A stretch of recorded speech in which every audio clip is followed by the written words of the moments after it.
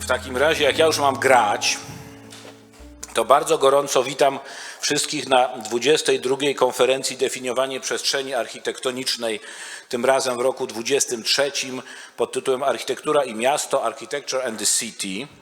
Konferencja jest organizowana przez Politechnikę Krakowską, Wydział Architektury, Katedrę Projektowania Architektonicznego oraz oczywiście przez Narodowy Instytut Architektury i Urbanistyki, ponieważ ja się tu pierwszy, że tak powiem, wdarłem na tę katedrę. Za chwileczkę zaprosimy też pana dyrektora Bolesława Stelmacha, żeby Państwu się pochwalił jako współorganizator, ale ponieważ jestem tu pierwszy, ja będę bardzo wszystkich witał.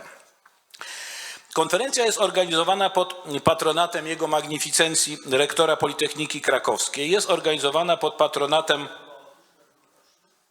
Komitetu Architektury i Urbanistyki Polskiej Akademii Nauk. Witamy więc nieobecnego dzisiaj, ale obecnego z nami na łączach internetowych. Zobaczymy pana rektora za chwilę. Pana rektora Politechniki Krakowskiej prosimy o gorące brawa.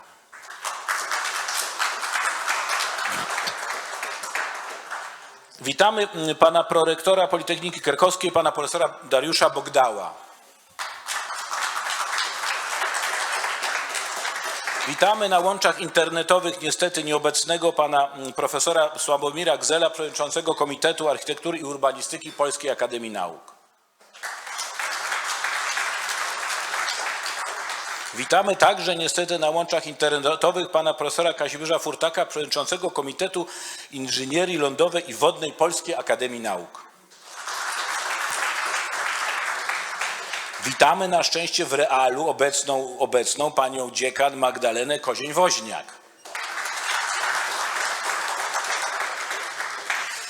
Ponieważ ja tu jestem, więc pozwolę sobie przywitać, ale będzie zaraz występował przed państwem pana profesora Bolesława Stelmacha, dyrektora Narodowego Instytutu Architektury i Urbanistyki, współorganizatora dzisiejszego wydarzenia. Witamy także pana profesora Artura Jasińskiego, zastępcę przewodniczącego Komisji Urbanistyki i Architektury Polskiej Akademii Nauk, oddział w Krakowie. W zastępstwie musimy przywitać się z panem profesorem Mateuszem Jurgowiczem, niestety nieobecnym. Witamy prodziekanów naszego wydziału, panią profesor Justynę Kobelarczyk. Więcej dziekanic nie widzę. Witamy pana architekta Marka Kaszyńskiego, przewodniczącego Rady Małopolskiej Okręgowej Izby Architektów.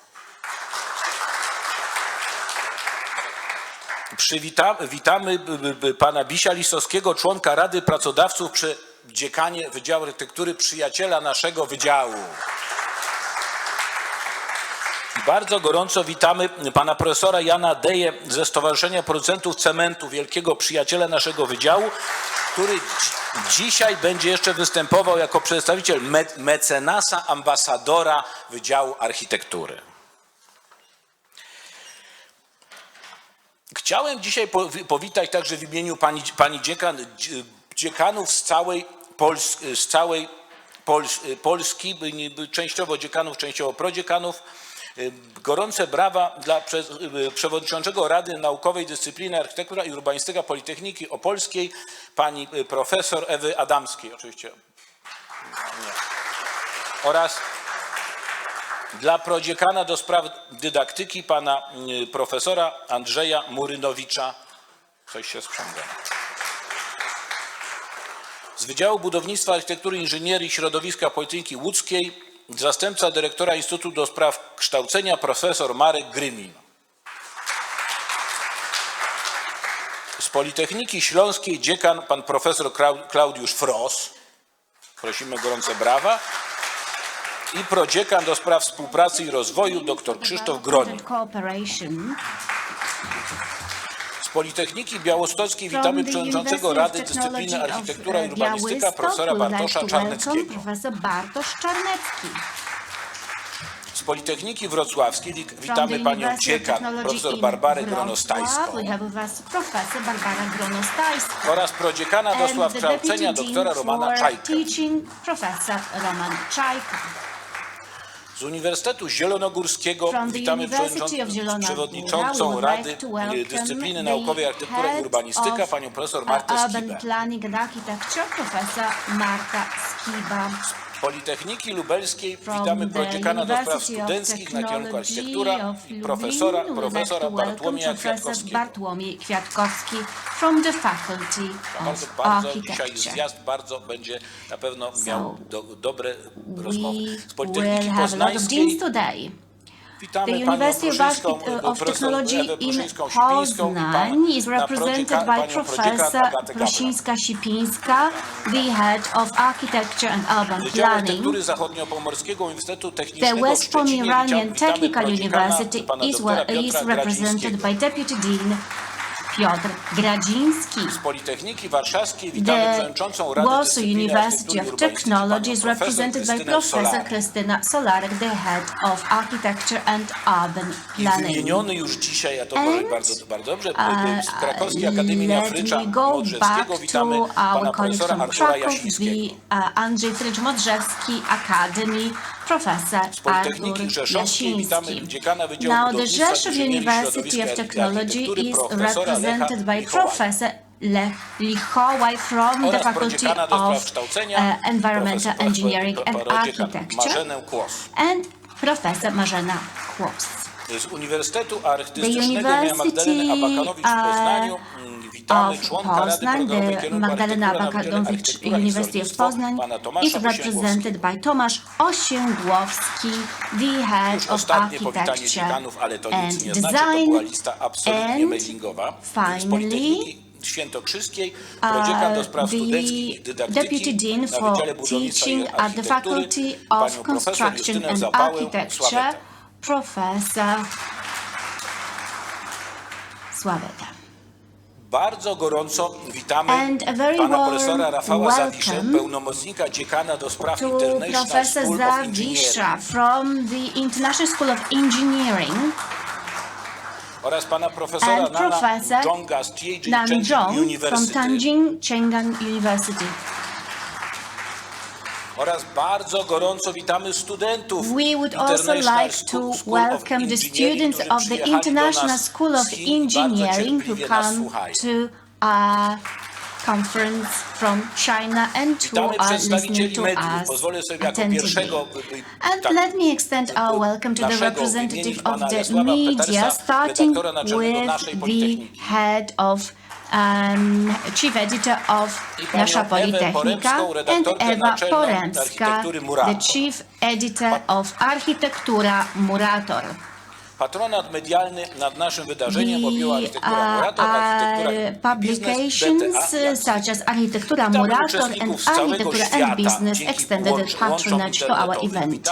We would like to welcome the participants online and everybody who is here on site, all of the speakers who will be here with us today and tomorrow. Before I invite Professor Stelmach to take the floor, I would like to extend my thanks to the conference office, to Professor Anna Mielnik. Also, all of you have been in touch with Anna Mielnik by mail, and even if another person was signed below, Anna Mielnik was always involved, so warm applause to Professor Mielnik. Trzeba także podziękować panu Przemysławowi Bigajowi, panu We also owe our thanks to our dear colleagues that I will list right now.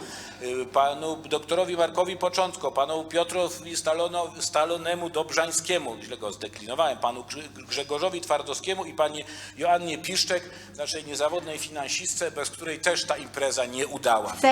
Thanks to all of you, including the person who is in charge of our accounts. Without your effort, we wouldn't be here.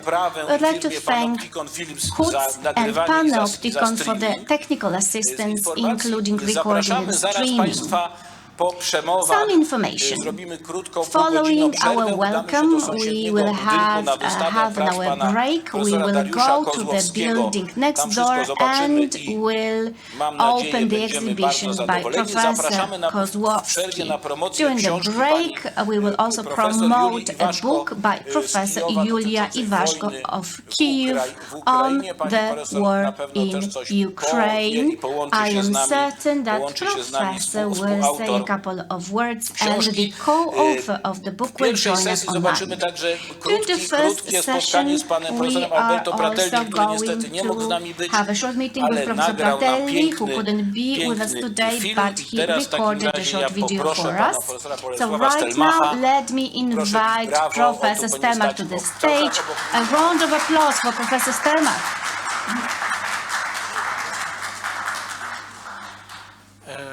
Szanowni Państwo rektorzy, Państwo dziekani, Honorable deans, szanowne honorable grono rectors, profesorskie, honorable professors.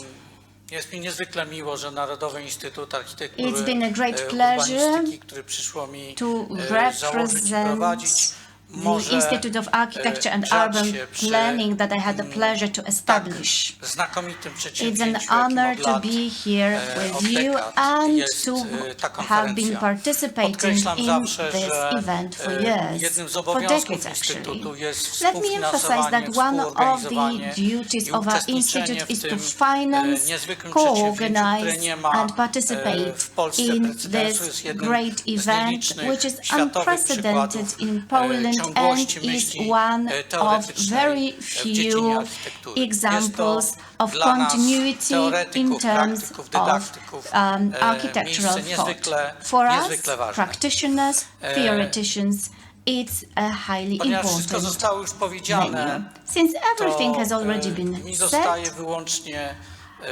takie dwie the thing prywatne, that I jeśli can pozwolicie, add podzielić is się on a private refleksje. note.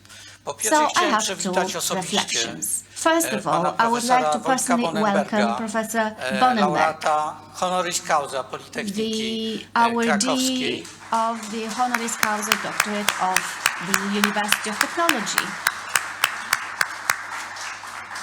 Muszę powiedzieć, że od nikogo, znaczy I od have bardzo to say wielu one oczywiście otrzymałem pomoc, wsparcie Many i people have helped me and supported me.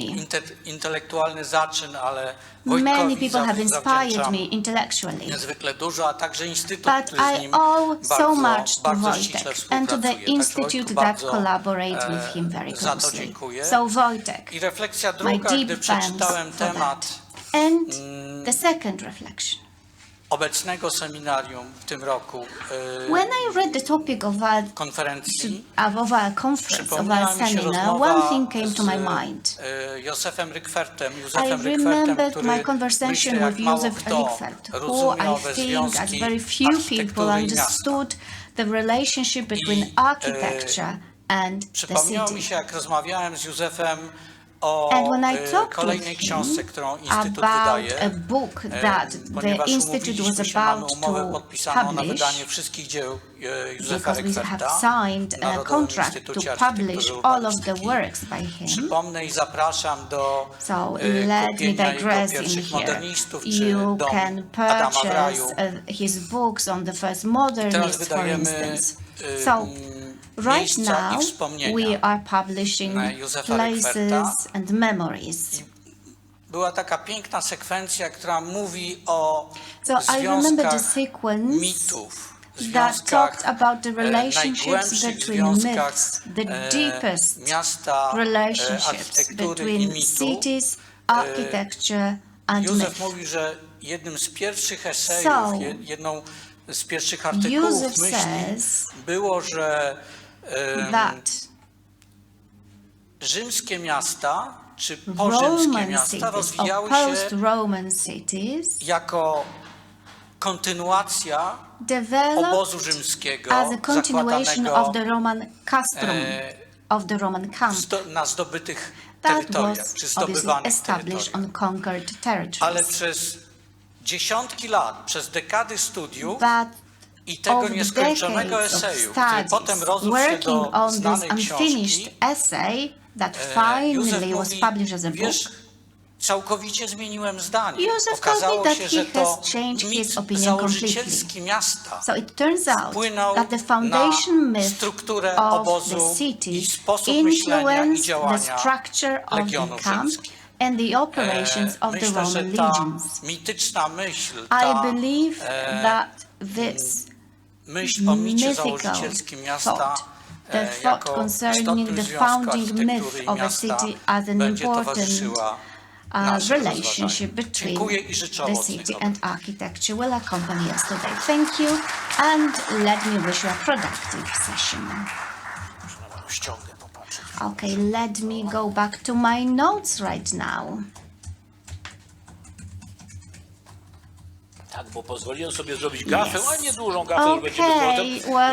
Oczywiście przeskoczyło mi, musimy small przywitać gaff. panią We Magdalenę need to Buczyńską, welcome zapałę presa SARP-u oddział Kraków, bardzo Obviously, gorąco. Mrs. Zapała, who is the head of the Polish Association of Architects branch in Kraków. Słuchajcie, jak już wszystkich przywitałem, to w takim Okay, I razie have bardzo already poproszę, welcomed everybody. jeśli można So, poprosić If I may, odtworzenie pana rektora Politechniki let Krakowskiej, us now Andrzeja Szarapa. play the welcome I would by like to Andrzej welcome Szarapa. you to Krakow University of Technology. It is 22nd edition of the International Conference defining the architectural space, architecture and the city. I am happy to host all esteemed guests from our friendly universities from Italy, Great Britain, as well as distinguished guests from faculties of architecture from all over Poland. I am pleased to welcome Professor Wojciech Bonenberg, who holds an honorary doctorate from Krakow University of Technology. The main topic of the conference is very close to my scientific interests. I am passionate about the interface between architecture, urban planning, and the transportation. I really regret that I'm not able to take part in the conference, but you are in the good hands of the conference organizers. I wish you intellectual adjusting, benefits from participation in the thematic sessions, and a fruitful conference. And of course, do not forget,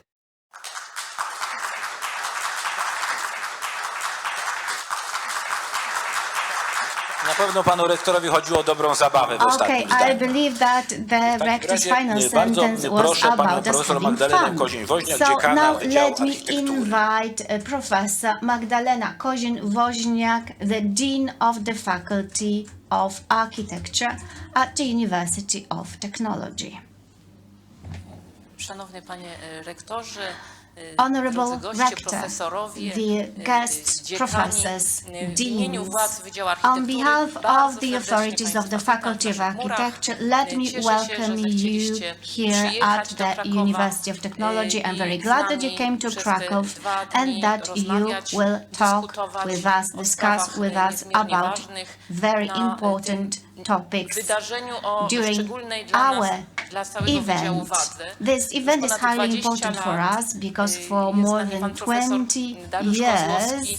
Professor Kozłowski has been with Spotykamy us, się w and niezmiernie we szacownym have been meeting gronie in this dzięki tej distinguished fantastycznej group inicjatywie. thanks to his Śmiem powiedzieć, że fantastic nasz wydział initiative. nie ma takiej drugiej konferencji. Well, Jest to there is no rzeczywiście other wydarzenie conference like this one at spektakularne, our faculty, które so it's a podnosząc tematy o spectacular charakterze event. teoretycznym We deal zawsze with jest theoretical w tych tematach topics, niezmiernie but aktualne. we always Dodam tylko, deal że właśnie w with tym momencie things toczy się w that Krakowie are dyskusja being na temat relevant paktu to dla our przestrzeni Krakowa. reality. Now, Dyskusja in nie Krakow, tylko we are o mieście, ale discussing a właśnie pact for o the city, architekturze, not only o about the city związkach itself, but also about the przestrzeni architecture, about the relationship z between pięknem, space and sztuką beauty, the arts. Cieszymy się, że ta dyskusja And jest we are very dyskusją, glad that this którą włączają discussion się nie tylko is architekci, very urbaniści, open, specjaliści, eksperci, not ale only również mieszkańcy, involving the architect nawet specialists, but politycy. also residents, Wszyscy even rozmawiamy, politicians. aby All ta of przestrzeń us are Krakowa discussing together to rozwijała make się sure that our common space piękny here in sposób. Krakow Mam nadzieję, develops że i jestem pewna beautifully. tego, że So dzisiejsze I am jutrzejsze certain spotkania that przyczynią our się meeting do tej today dyskusji and tomorrow i wniosą niezmierny will wkład make a very useful contribution to our work. Dear ladies and gentlemen, thank you very much. Welcome, and let me thank Professor Kozłowski for the fact that he has also allowed us to organize the Forum of Deans on the occasion of the conference. So we are going to meet today and discuss the matters that are highly important for education in general. So thank you very much.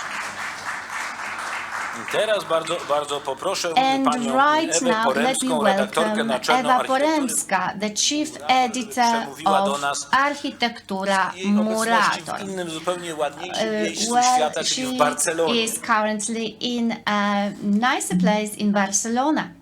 Szanowni profesorowie i profesorki, Honorable szanowni zebrani, professors, jestem bardzo honorable zaszczycona, guests, iż po raz już it's a kolejny zostałam pleasure for zaproszona do me to krótkiego be wystąpienia invited once w ramach again to konferencji welcome you poświęconej at the definiowaniu przestrzeni. conference Tym razem dedicated profesor to Tomasz space. Kozłowski, Professor przygotowując Tomasz tezę tegorocznej Kozłowski, konferencji, stwierdził preparing the m.in., thesis for że this miasto jest conference, tworzone przez architekturę found that i czasami cities to miasto are ze shaped by swoimi uliczkami architecture, i and założeniami sometimes cities urbanistycznymi and towns ułatwia percepcję with nawet their niedoskonałych architectural budynków. settings Podał tu jako improve the przykład Wenecję. perfection of Chciałabym imperfect przywołać w buildings. tym momencie tekst Let Christophera me Aleksandra. now Miasto refer to nie jest the drzewem. text by Alexander. Otóż Christopher A city is Aleksander, jak not a Państwo tree. zresztą As you know, doskonale Christopher wiecie, Alexander twierdził, że miasta dzielą się na claimed takie, that które są cities can be naturalne divided i into takie, które są natural sztuczne. ones and Te artificial naturalne ones. są powstają Natural przez bardzo długi cities okres czasu. develop Te over a sztuczne long period of time.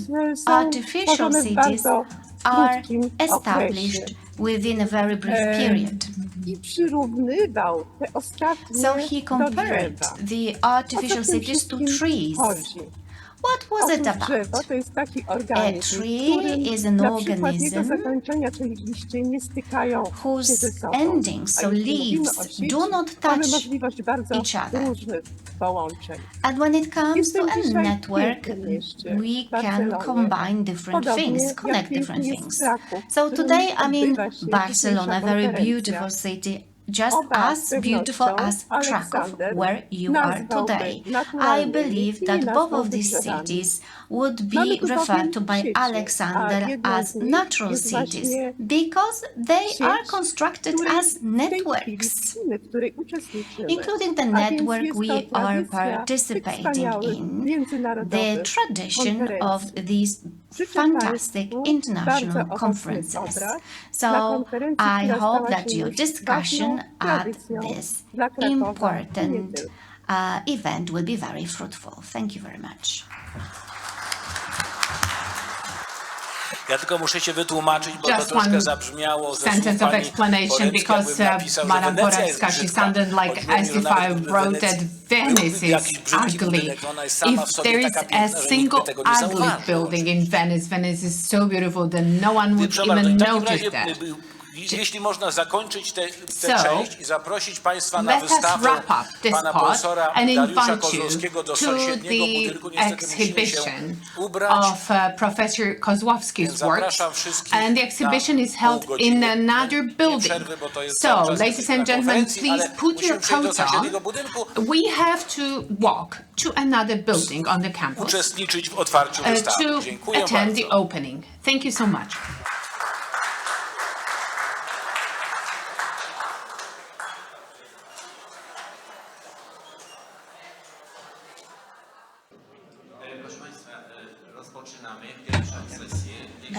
Dear ladies and gentlemen, let me open the first session. Welcome on behalf of our panel. We have with us Professor Dariusz Kozłowski,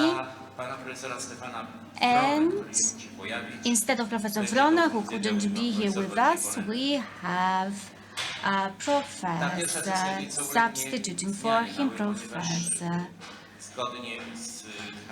who is from our university. So we are going to change the order of our session. Professor Gzela was the first one to speak. Unfortunately, he couldn't be here with us, so we are going to change the order a little bit. And we will start with Professor Pratelli, but not personally, but in the form of a brief presentation. Okay, so we are here. I'm here only for a short greeting to all the participants to this conference. And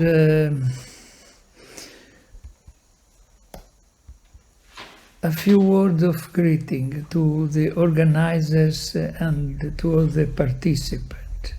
This year, for personal and family reasons, I will not be able to attend the conference, nor was I able to send you a text within the conference schedule. After so many years in which this event has been an important opportunity for me to meet you and your city, you must believe that I'm truly very deeply sorry. And I don't remember when I first participated. It was quite a different world from today. I remember something like this then. But city's timing and its places always hide very strange relationships. See that here is a detail in stone in the court of the Krakow castle that you all know very well, and here instead is a detail of the rosette in the cornice of the circa 17th century building in Bologna, where I happened to be born a few years ago. The same kind of, as you can see, even such different cities sometimes speak with languages that refer to each other. Something you know all very well. This is one made of wood, and for this reason is made of several wooden roses linked together, put together, in order the other in Krakow, made in stone, was more compact. Different solution for different material. But now we must not get lost. A big greeting to all of you. I think about the past years. Every topic suggested to the conference has always been of great interest. And when seemingly a little strange, turned out instead to be a source of very great suggestions. Once again, this year the theme is very engaging, I think very difficult, and as one would say in English, also very intriguing. I look with some envy and curiosity at those people who are facing it. In fact, I personally believe that cities, in their reasons, have very little to do with architecture. Cities are born for other many reasons, yet the architecture is a consequence of these different motifs and the way they grow. Cities are different things for architecture, but it is through their architecture that we recognize them, through their architecture that we can understand them, describe them, remember them. It's through their architecture that we can even conceive them. So therefore, really an intriguing thing. But now I have to go, and I would like to thank the honorary patronage, the Scientific Council, Conference Office, the Chair of Architectural Design. Thank to Darius and Maria for the esteem and support over the many past years. And thank you to Thomas for the constant invitation over time. And thanks to Anna at the Conference Office for the help and the reassuring tutoring over the last few years. But now I think I have only to disappear. Something like this. What happened? But hoping to see you on a next, not too distant occasion. Thank you all. Thank you very much to all of you.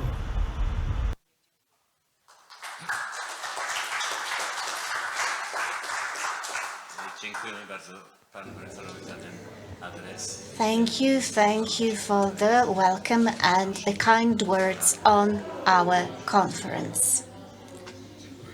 Over to our chairman. Professor Gino Malacarne from Bologna. The title of the presentation is The House and the Architecture of the City.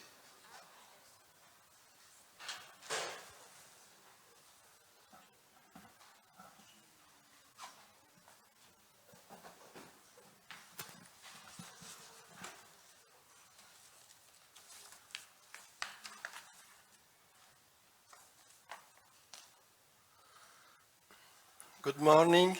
Thank you all for the invitation. I am very pleased to be here with you again and to participate in this architecture seminar that has an important scientific tradition. I believe that architecture is inseparable from the city. Leon Battista Alberti quoting, "The city is like a large house, and the house a small city."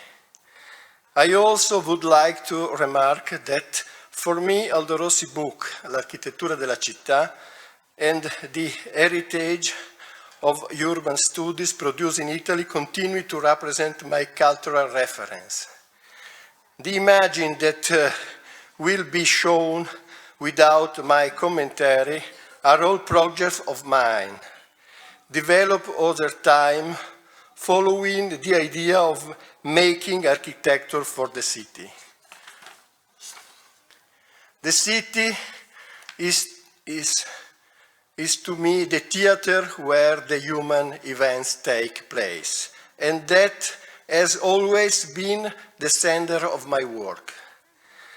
Where designing houses or residential neighborhood, I have never stopped building cities by fragment. In fact, I have tried to build places for people's lives, collective spaces, characterized by an idea of architectural ensembles, not sophisticated design objects to define the city faces. Quoting Fernand Pouillon, ensembles are more important than isolated masterpieces because they play a part in people's daily lives. Believing in the architecture of the city certainly does not mean thinking of the reconstruction as objective in the city form in general. The current city is a contradictory, complex place. It's an open work that definitely cannot aspire to any kind of unity. The contemporary city is not homogeneous, but discontinuous, and is made up of parts characterized as a whole by a fragmentary conformation. The city of our time is not just one place, but many places. Intervening in the contemporary city doesn't mean aspiring to found or refound cities, but to intervene on those places that need overwriting. A stratification to endow with character and meaning by proposing an architecture that is grafted onto and overlaps the existing city, thereby bringing it new meanings. To talk about the architecture of the city, I like to introduce the term of urban landscape, a term borrowed from French geographers Georges Chabot and from those who recognize the city as a reference and foundation of architecture. For me, moreover, the definition of urban landscape indicates the possibility of building places with distinctive character, fragments, part of the city, endowed with finiteness within an open work, within in the city itself. This is a necessary aspiration to try to reconstruct an idea of the city, even by significant fragment, able to give shape to the urban shapelessness.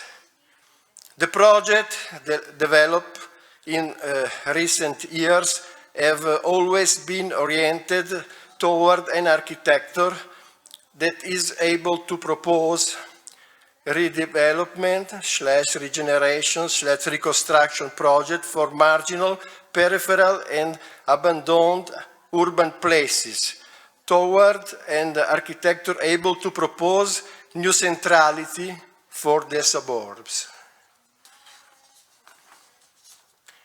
Consequently, for any redevelopment project, it becomes necessary to foster a new relationship between collective places and residential areas. In this sense, the public side of housing belongs to everyone, and not only to those who live there, precisely because it contributes to the scene of the city and therefore demands civil architecture. This means proposing a polycentric model of the city for large and medium-sized cities at least. The urban suburbs are essentially an economic and social problem, but architectural design cannot allot by giving a form to the urban formlessness. Only architecture can build the condition places for the development of a dignified urban life. As Henri Lefebvre wrote, urban life, urban society, in a word, the urban cannot go without a practical material base, a morphology.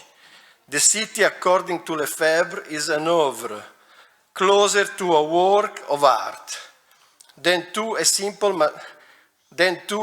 material product. There is no oeuvre without a regulated succession of acts and action, of decision and conduct, messages and code. Nor can an oeuvre existing without things, without something to shape, without practical material reality, without a nature, a countryside, an environment. This means, without a doubt, favoring through the definition of form, alternative urban process to the sole urban practice of standards, thus able to recall, even if by fragment for significant parts, to theme of urban centrality, the value and richness of the overall form of the city and, why not, the identity of places.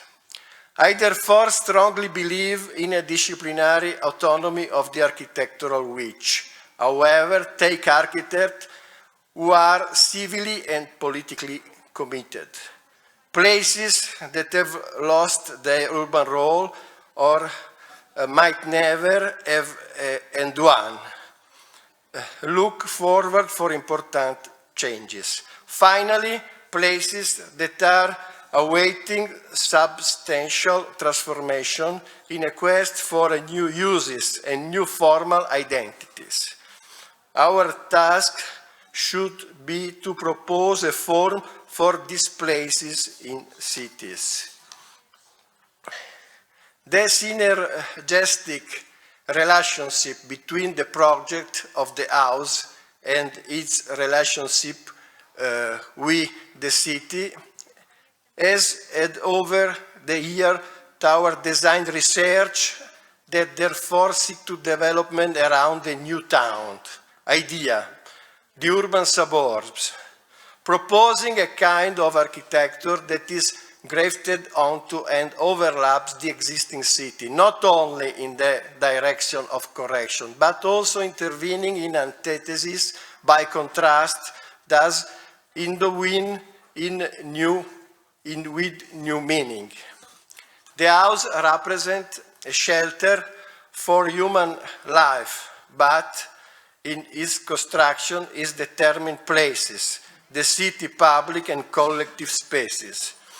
In its construction, therefore, it becomes scena fissa delle vicende umane, Aldo Rossi quoting, fixed scene of the events of man. The house offers a public side, the exterior, and a private side, the interior. The public side belongs to everyone and not only to those who live there, and they need civil architecture. I am interested in a design experience ascribable within a civil horizon of architecture, in which we can recognize and affirm that living is possible only as a collective space. The design of a residential building therefore focuses on the role of the urban project and on the meaning which residential settlements can take on in the processes of regeneration and transformation of urban areas, trying to recover the generality of a social theme and the same time architectural theme is idea of la casa per tutti, home for all, Elio Vittorini quoting. The projects I'm presenting envisage a rebirth for part or city that are lacking and needy. This project proposed the construction of places that would like to be significant and which aspire to become new urban centrality. Point of reference, keystone in the suburb of the city of our time, in areas where urban form is being lost. In the city understood as an artifact, the plane is realized using architecture, the only possibility for an urban project, which contemplates as a final result a significant form of the city, endowed with its own character. Such projects are then built as similar pieces of city. They are rooted in the built city and the imagery to which they refer.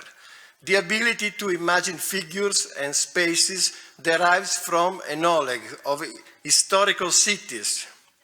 The city, in fact, a place of common value and theater for where human life takes place, in the custodian of a tradition of urban forms, forged by time and the life of humankind. I am therefore sharing the project and idea of cities that refer to no places, which have been transcribed, reinvented, and found in project, recalling with Cesare Pavese, lo stupore vero è fatto di memoria e non di novità. True amazement is made of memory, not of novelty.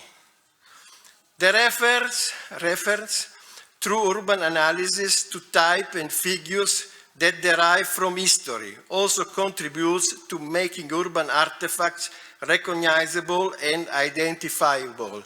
Project establish a relationship with history, to be understood as generative, not as imitative.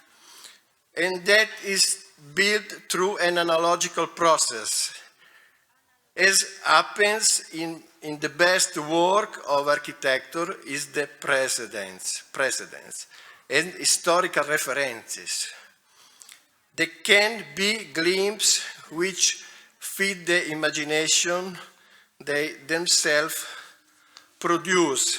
Evocative images are in fact only necessary to the principle of recognition and identity making of places.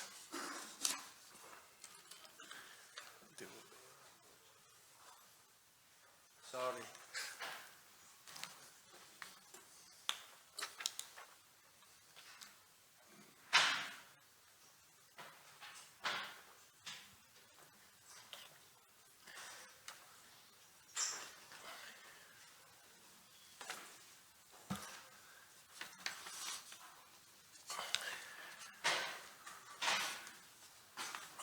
The architecture of the city is the urban theater of the civil life.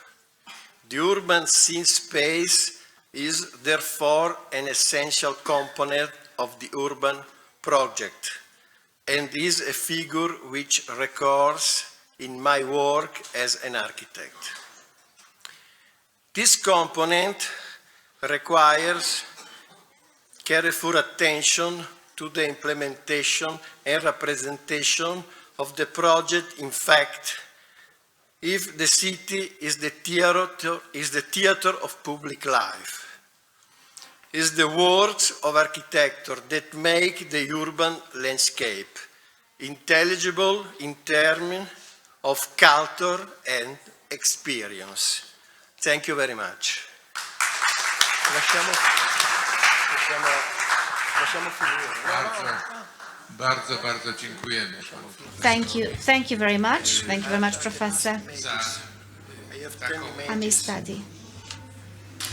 Kreatywną interpretację problemu. For the creative interpretation of contemporary cities, inclusive of all of the elements it entails: society, culture, space, and importantly, what the city is composed of, the scenery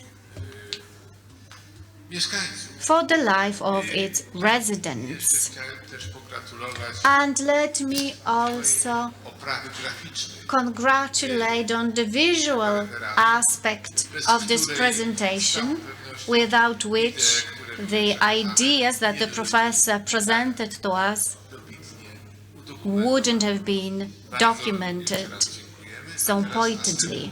So thank you very much, and now over to the next speaker. The next presentation will be the one by Professor Swyk from the University of Technology of Warsaw, the city of BITS today, urban space as a result of rules. Over to you, Professor.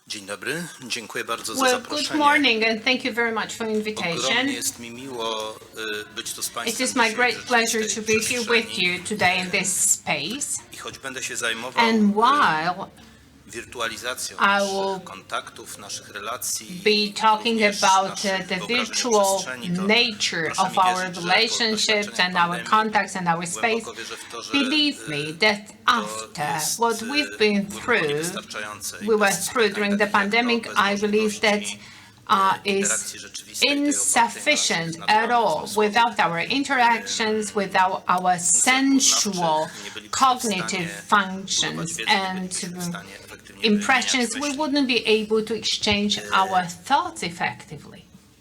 Tematem mojego The dzisiejszego topic wystąpienia of będzie my presentation pewna today część materiału, is a który part, certain part of the material. skonfrontować z własnymi You may confront wyobrażeniami this poprzez material lekturę referatu with i your own ta impressions część jest by reading my wybrana essay, głównie my poprzez paper. osobę And I focused myśliciela, on this który mnie main part natchnął do tego, here żeby zatytułować ten referat w taki sposób, because żeby go he was my inspiration jako to build my pewną formę zderzenia paper on it futurystycznych and to wyobrażeń have z this rzeczywistością, structure doświadczamy. which juxtaposes certain concept of architecture and imagination. So it's Bill Mitchell, who is the former Dean of Architecture at the MIT.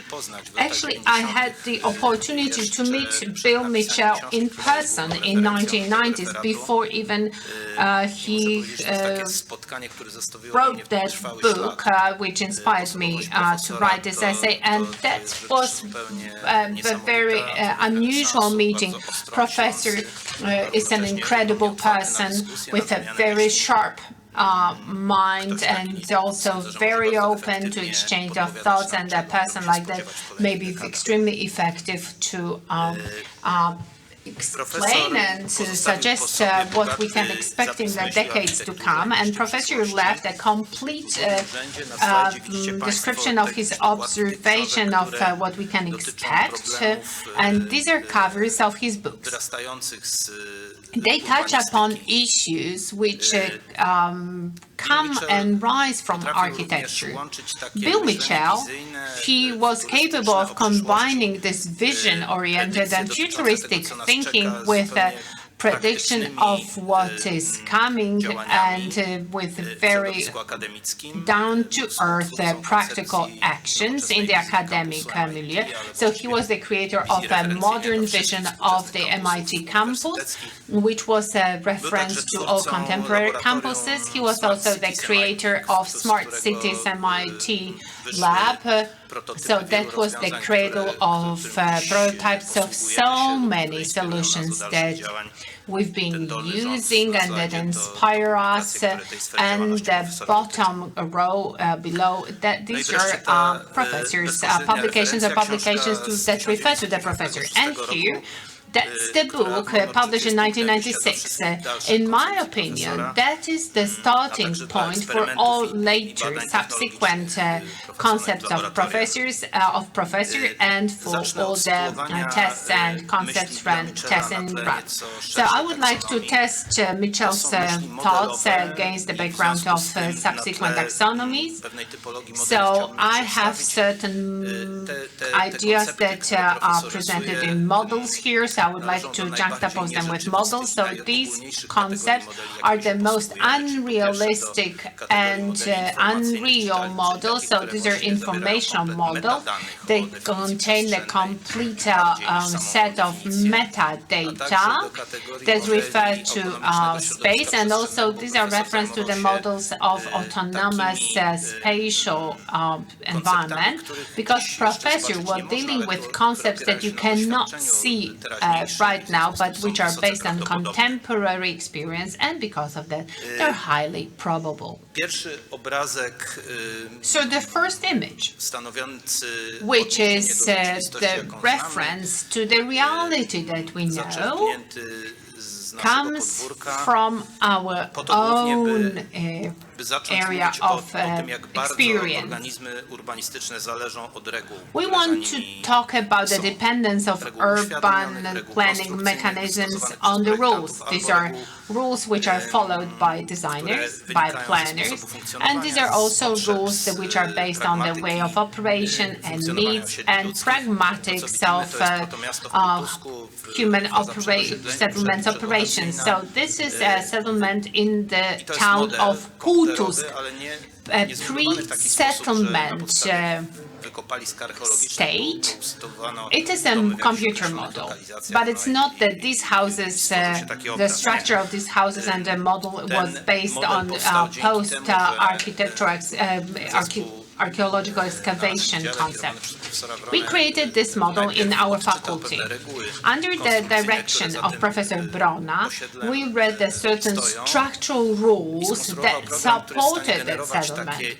And on that basis, software was developed that allowed to follow certain architectural iteration. And these iterations are based on architectural and archaeological discoveries. So this way we can generate certain hypotheses that we can then check back. So if we read the principles correctly, then that tool can be a very efficient tool to design a city based on a certain set of rules. So let me give you another example. This goes back in time, but it's based on similar principles, 1960s plug-in city by Archigram. It is not only the theoretical concept, which is based on the mode of operation and how elements cooperate. Well, the plug-in city could be also translated directly as a city which is plugged into the grid or network of relationships which generate certain statuses. Here we have information that comes from the real time and that causes certain configuration to be more or less realistic. And here city grows or shrinks, and is based on the rules which have been initially written down by an architect. Before computers became popular, it was quite a structural concept to design cities. On the left, you can see the patterns by Christopher Alexander. So this is not only the reading of the reality. This is a reference to defining certain dependencies in communication, etc., etc. And on the right, you have the landscape synthesis by Lynch. So it is based on certain models, and this way we can interpret the city landscape and construct the city landscape. If our planning and of the future is not only a conceptual pattern, but is a futuristic expression, and it's basically drawn or designed by an architect, then its features are more related to aesthetic models and features which support these visions. I don't want to comment on these images. I think you're very well familiar with them. So again, my choice is based on the fact that each of these images is not only supported by an intuitive and expression-based vision. There is a certain formal concept or observation here. We assume that there will be certain rationale behind certain statuses, and they prompt certain geometrical configurations that can be then recorded by using language. But then let us refer to the city of bits. These two concepts come together, and there is this very strictly formalized idea that refers to certain ideas and concepts of an urban space. So the professor starts from quite tangible observations. This book was written when U.S. cities had to be turned upside down because of the necessity to route a fiber optic cable through them and in them. So the professor described that fascinating phenomenon. Then he moved on to a more theoretical comment. So the city of bits has its reincarnation of certain digital ideas that we know from our traditional life, and it also has its algorithms and its population. People who begin to behave like human beings, and human beings that start to behave like robots. So then we have the architecture that can register certain information in real life, and it operates in a network. The city of bits is full of paradoxes, and then it has a body and it doesn't have a body, and it's bodiless, in particular when we understand them through such additional interfaces that allow us to communicate with this digital world. So it's a continuous reasoning or understanding. So, for example, when we click hyperlink, we are transferred to another point with the content. We all know very well that such literature was also created without computers, literature that actually you can start reading from any point. And landscape This is a futuristic vision. There is no landscape in the city of Bits, but you can touch upon that topic. So let me start with two videos here. The first one is a very significant material for me, and this is an image of a city of 1954, painted by Steven Spielberg in the Minority Report. Actually, it wasn't Spielberg's intuitive creation. Actually, he invited to the hotel inside Santa Monica 15 members of the Academia. These were top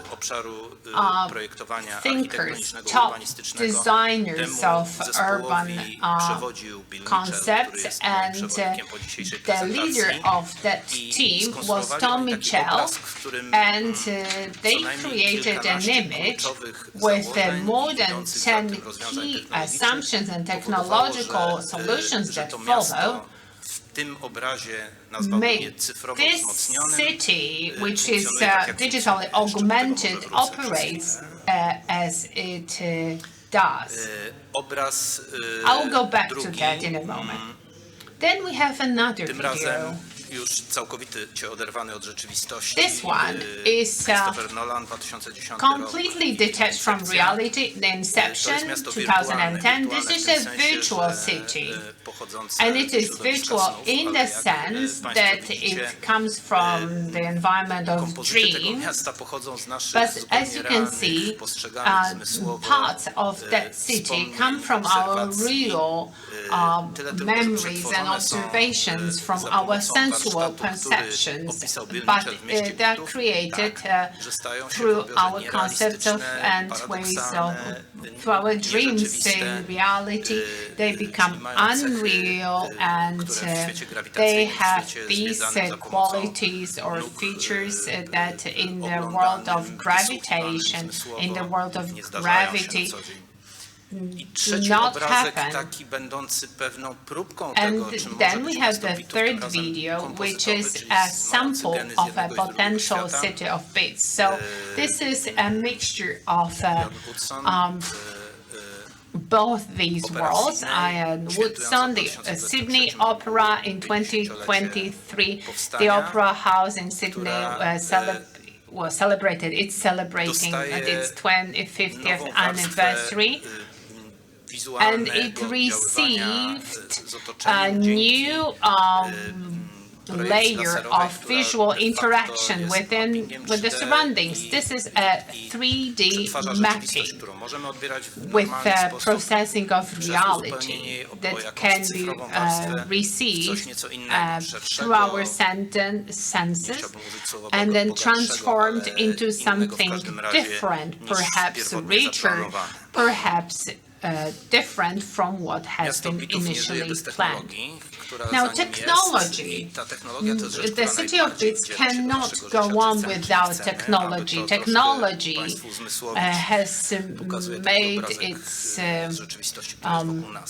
has made it to our real life, and it's here to stay. So this is the map of the center of Kraków, the surroundings of the central railway station in Kraków, and these are buses which cruise and circle around us. So this is not something that we can recognize, that we can learn, and then we can use and then apply as a convention. This bit of information comes from real life, is in real time, and may affect our life in reality. These technologies tend to be more tangible in terms of their real-life application. This is an MIT lab prototype from Bill Mitchell's team, MIT car or a city car, a vehicle of the future, which is unmanned, autonomous and transformable, and it changes the needs of urban urban corridors. When it comes to its storage, it changes our habits, because we can just call it and it will take us and drive us where we want. And it's actually in use in the south of France. So this is not a virtual reality. This is a tangible reality. Mówię, to są tylko takie fantasmagorie i jakieś może niekoniecznie w ogóle It's my presentation based on dreams, ideas and fantasies of a visionary who is no longer with us. Magazyn Wired 2 lata temu opublikował taki artykuł o raporcie mniejszości, 2 years ago published this minority report, a devoted article. So in this article, the authors wanted to analyze how much of the minority report concepts have been technologically processed and applied in our environment. So we have a number of inventions. So for the sake of the film, we had a whole list of inventions. So you have this whole list in this Wired magazine, and I marked in bold those that may have some urban planning context, and in orange those that have been already consumed. So for example, iris scanning, and then a certain following citizens and anticipating their needs. Well, that is already happening in China. We can recognize people and also understand the response from the urban mechanism. We all have autonomous cars around us. Those of you who drove Tesla in this automated or autonomous mode, you can see that vehicles can do much more than they're legally allowed to. Then we have personalized advertising, we have gesture-operated interfaces, we have other changes, or things that change our cities. And these changes, they change social behaviors because they refer to a markedly different sphere of perception. I do not have the time to tell you about the impact of these phenomena on designing the urban space, but let me start with showing you a model of the city of Tampa in Florida. This is a model which is mapped with digital projection based on the real-life monitoring, so you can see how the city fills with the traffic in traffic corridors, and then we can focus on different parts of the city and consider whether they're friendly or unfriendly, whether we like them or we don't. So we can light it up. So that shows that participative city planning and discussion with the residents, that can show what is happening, and this is up-to-date information which is updated as we go. Then we have 2 short videos from our faculty. So this is an interactive table that has been created by our IT department, and then we have blocks. These blocks are buildings, and depending on how we program the tool, then it helps us to make a decision. So these wooden blocks are public utility buildings, and these color marks on the surface, so these are certain participants that would group into certain areas or zones of the city. Then we have another application. In this application, we analyze Warsaw in terms of bicycle traffic, so we can analyze potential routes and their duration. So we here determine the comfort zones and the distance of 3, 5 or 10 kilometers. And here we have simulations of new potential cross-river communication and designing bridges. Well, this is actually students' work, but we may set up certain algorithms, and we can easily imagine that we can retrieve some information on the bicycle traffic in such areas. Then there is this company in San Sebastian in North Spain that has been set up by our PhD student. That company prepares animations that analyze theoretical access for traffic and access from any point in the city. Then that city can be mapped by using color visualizations, determining zones of which are more or less accessible, and determine the transportation zones and preferences. So finally, about the interaction, are we as humans able to receive and have this perception of that city of bits? We may be using simple interfaces and with our smartphones, but we cannot fully immerse in that reality.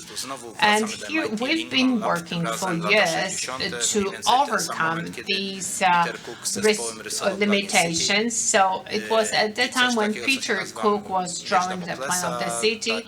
So we have a virtual interface of reality, which is an engineering concept. This is a pantograph hanging suspended from the ceiling, and here the participant can see the virtual reality around them. And here on this, in this film, we have perception of a real city, of an ordinary user with an interface. Unfortunately, I do not have a Google Glasses on me today, but Google Glasses gives me also contextual information depending on what I would like to have. So we have all like big parts of the city of bits that we would normally fail to see. So, for example, if there is an underground traffic interruption, I get the right information, and then I can have more information or how to move or what traffic type of transportation to use. If I have passed by a bookstore, or if I pass by a poster or a billboard, I could, for example, pop in and buy a book, and I can check whether something that I have on my mind is there. Is that a realistic perspective? Are we going to start operating like that from tomorrow on? So Google Glasses technology is no longer supported because of legal issues and users' resistance. That was largely because of the information that the technology was taking from us, and that which we were not very much willing to share. We had to compromise on our privacy and on our anonymity in order to use the technology. Well, the technology can register whatever we explore when we explore the surroundings in cities. In my opinion, it is not about technology. It is not about the degree of advancement, progress, technological level of certain tools or devices that we use. It's also a question of about our lifestyle and our needs, and whether and if a human being funkcjonowanie can and is able to accept that type of operation or functioning in that composite technology that exchanges information with a human being in very many different ways. And I'll be very happy to discuss this concept with you if you're interested later on, and thank you very much for your attention. Thank you very much for this highly interesting and inspiring, thought-provoking presentation. As we can see, generative computer software is capable of creating completely new cities that we couldn't even think of. We can see the effects of the use of such software, but we might think whether problems that we have already encountered will also emerge. I'm referring to software used to design buildings. The problem is the problem of the architect and its role. Will architects continue to exert control over the design process? So I can refer here to the participative projects that involve the use of software, but not by architects, but by future users. Let me mention a PhD dissertation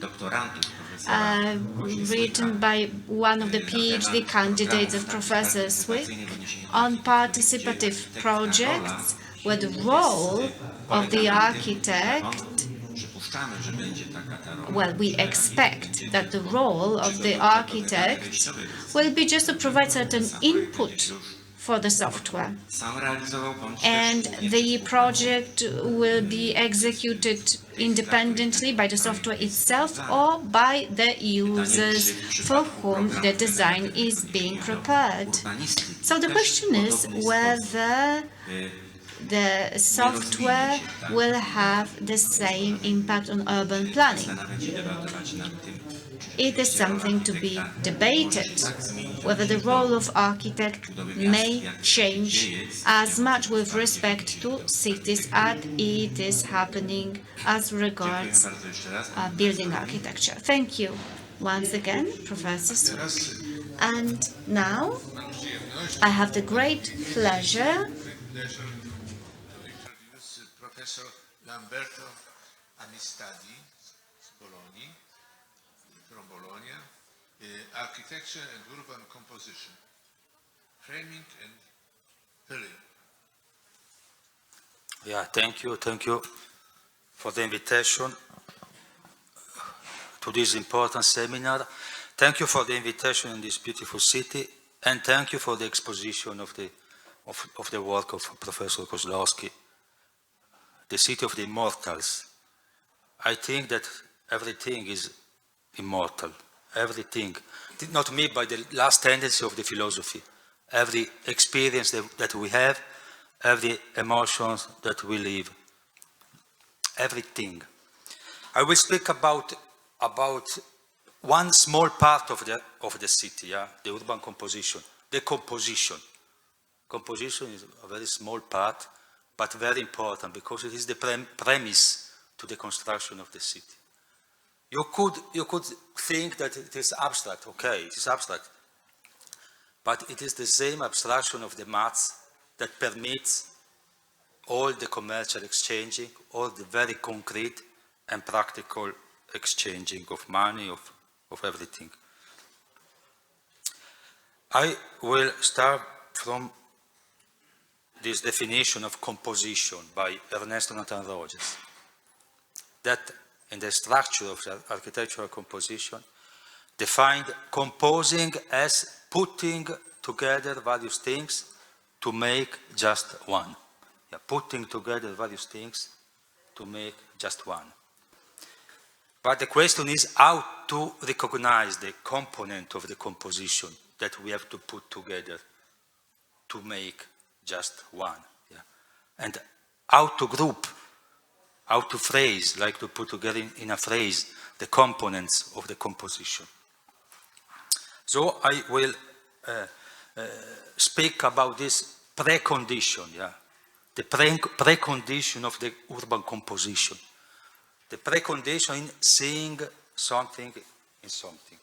Seeing something in something is not my concept, but it is one concept by Ludwig Wittgenstein that say that in the 90 years, Ludwig Wittgenstein made some experiment about the rhythm, about the so-called subjective rhythm, and the experiment concerned the way in which different individuals perceive the same sequence of beats. And the research showed that the same sequence of beats with the same tone, the same distance between the beats was perceived differently by different individuals. Not only differently, but groups in 2 beats, in 3 beats, in 4 beats, although the beats were at the same distance.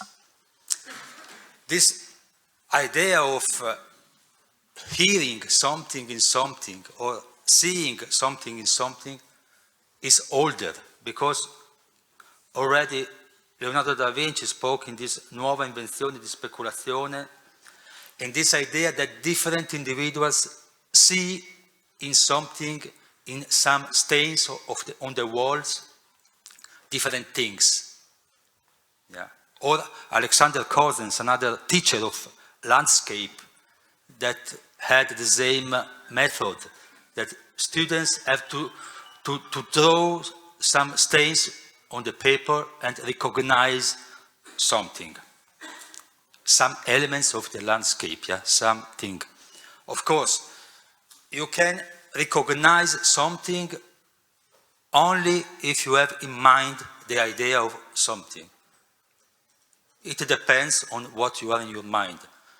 De Chirico, the great Italian painter, De Chirico said that the virgin mind is blind, because without idea in your mind, you can't recognize everything in that stain on the wall.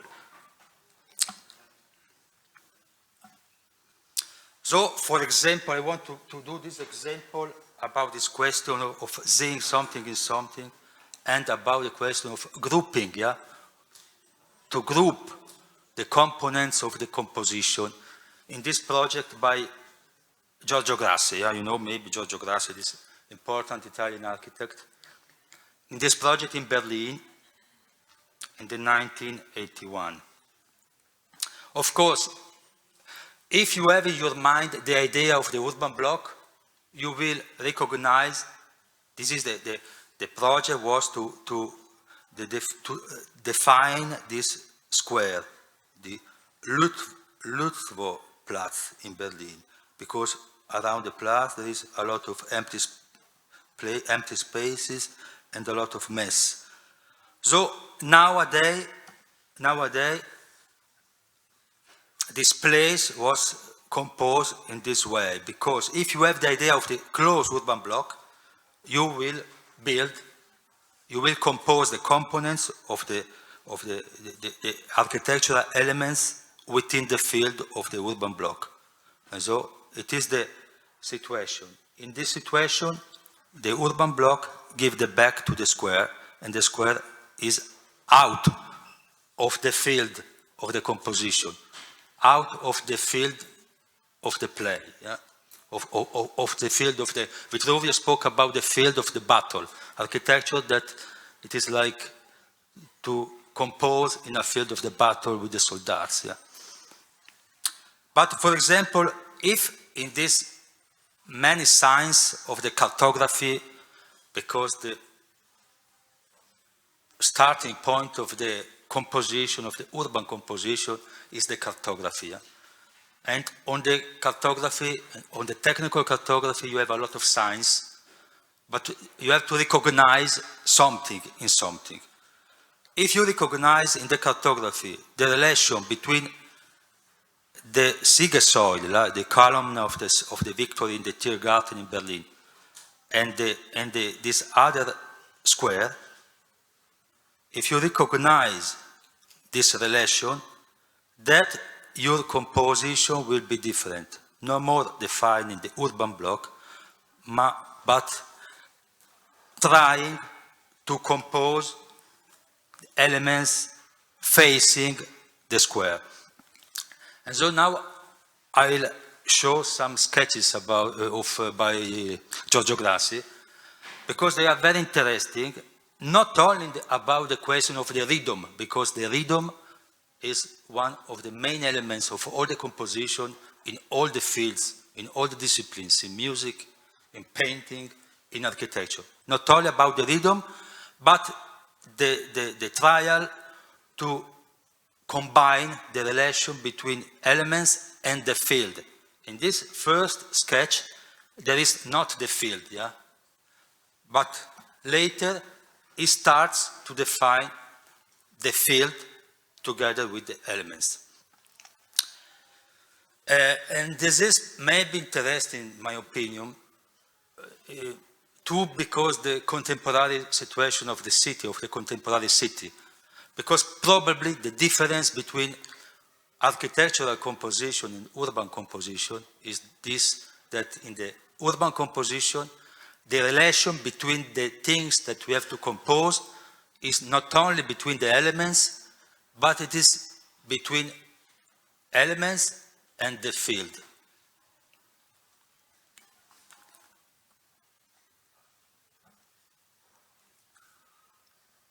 This is interesting because this is the figural theme, yeah? These cracks, these double cracks here that contain this pre-existence building.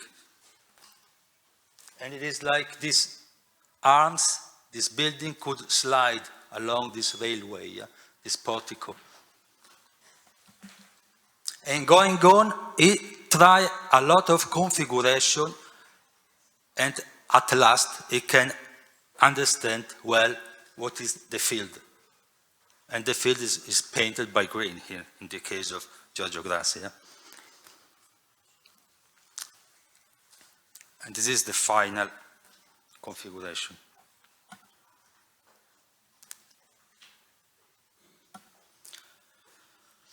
Of course, on this framing and filling, on this composition, there starts the typological question. Yeah? The typological question begins from this premise of the recognizing something in something and to defining the relation between the components and the field. This is interesting because a lot of theoretical of architecture speak about deep structure, about the typology. Yeah? The typology is the deep structure. But it's interesting to note that the structure of the architecture has different levels of depth.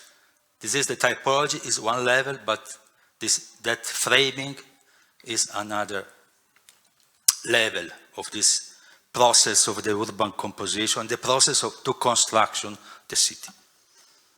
So now we can understand at last, we can understand the subtitle of my intervention, yeah? Architecture and urban composition, and the subtitle was Framing and Filling. And this is what this important for me, in my opinion, sentence by this famous historical of the art, Ernst Gombrich. In a book a bit forgotten, but it's very important, is The Sense of Order, where it is for me one manifesto of this dialectical relation between components of the composition and the field of action, or the field of possibility, or the field of the play, the chessboard. It is, but any hierarchical arrangement presupposes two distinct steps, that of framing and that of filling. The one delimits the field or fields, the other organizes the resulting space. But to conclude, I want to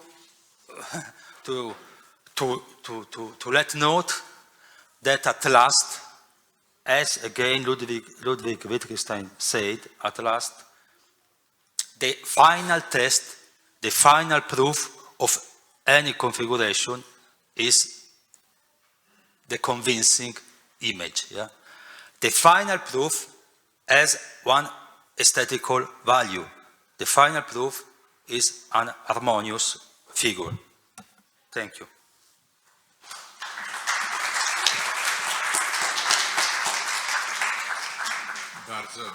Bardzo dziękuję panu profesorowi za interesujące przedstawienie problemu kompozycji, problemu, który towarzyszy nam, architektom, urbanistom od wielu setek lat, tak jak pan profesor wspomniał tutaj o historii kompozycji w urbanistyce, a przede wszystkim dziękujemy za bardzo interesujące przedstawienie problemu relacji w kompozycji, problemu hierarchii w kompozycji oraz problemów typologicznych. Całość była świetnie zilustrowana bardzo przekonywującym materiałem graficznym, za co szczególnie dziękujemy. A teraz mamy przerwę na kawę do godziny 13:15. Zapraszam wszystkich na kawę.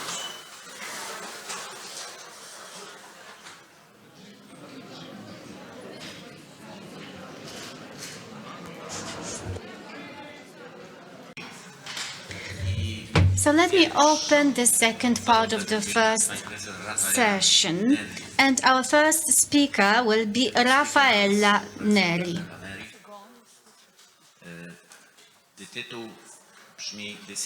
The title of the presentation is The City, the Beginning and the End of Architecture. Thank you. Thank you very much. First of all, I want to thank you for your kind invitation. It's always a pleasure to come in Krakow at the Politecnico. So, personally, I remain convinced that the majority of the reasons for the forms of architecture must be sought in the morphology, geography, and character of the sites, so that the new works can in turn bring a new form to these places, with the aim of these new places belonging to the city, identifying it, continuing its history, and at the same time renewing it through a new interpretation. It is true that architecture today seems to be moving in quite another direction, considering each building as an object, independent of its surrounding, overbearing or indifferent, sometimes, in the best cases, a test of virtuosity or a technical or technological challenge. However, this is the substantial difference between a work of architecture and a design object. An object, precisely, in the sense that it has no fixed position, is self-sufficient and finds its raison d'être only in itself and in its functioning. I believe the contrary to be true, that the fundamental task of architecture is to build places, to give a space a recognizable form. This goal comes sooner than the design of the building itself. It is the main purpose of an architect's work, and in this sense, the composition of buildings is its tool.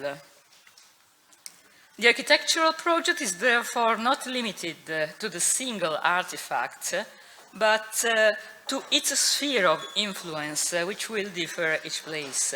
I always give the example of a castle atop a hill. Its construction not only defines its interior spaces and the places directly connected with it. Its very presence marks a landscape as far as the eye can see, and this in general was precisely why the castle was built.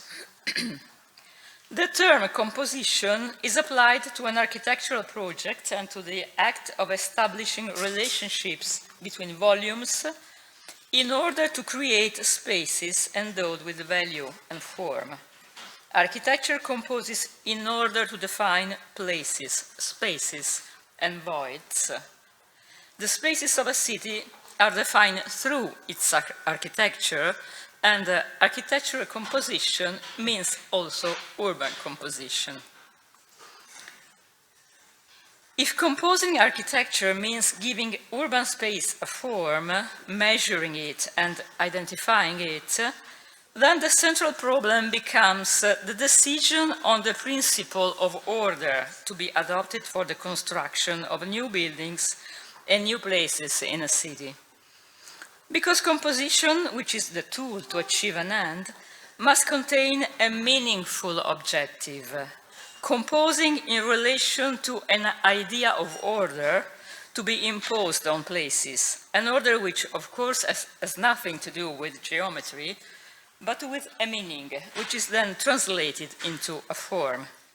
This may be an existing principle suggested by or found in places and in their history, which is recognized, reproduced, and transfigured, or a brand new, different, and alternative principle. But in every case, a general principle of order must be present and recognizable to guide the act of composing and defining architectures. If on the one hand we cannot stop proposing new settlement principles coming from our culture and knowledge, on the other hand it is necessary to guarantee continuity. This is the difficulty which any urban composition project must face, to establish the balance between the extent and a transformation, aware of the fact that any intervention, however minimal and minute, will nonetheless modify the original spatial structure. In relation to the search for a balance between the principle of order and respect for the pre-existing character of places, I would like to show two projects developed at the Polytechnic of Milan. These projects are two university sites positioned in two opposite parts of the city in context with a different character and history, an issue that the city of Milan has been debating for some time. The first project is located in an area of the historical suburbs northwest of Milan, known as Bovisa, and made famous by the paintings of Mario Sironi, an important industrial site of a former gas supply company, but abandoned for decades. The project concerned the new settlement of the Politecnico, which wishes to establish its second city seat here, and in part has already done so. The second one would involve the transformation of areas into the replacement of buildings belonging to the State University and to two hospitals, the National Cancer Institute and the Neurological Institute, in the process of being transferred. These sites are close to the original seat of Polytechnic, located within a firmly established area in the Città Studi districts, laid out by plans of the early 19th. The two projects propose similar themes and suggest similar aims in very different urban conditions within the city of Milan. In both cases, the fundamental undertaking of the project is to define the compositional principle for the sites, or the principle of order to be implemented through the composition of buildings and services for the universities and the city, considering the relationship with the context, the differences in character and history of the areas, and the intended destinations.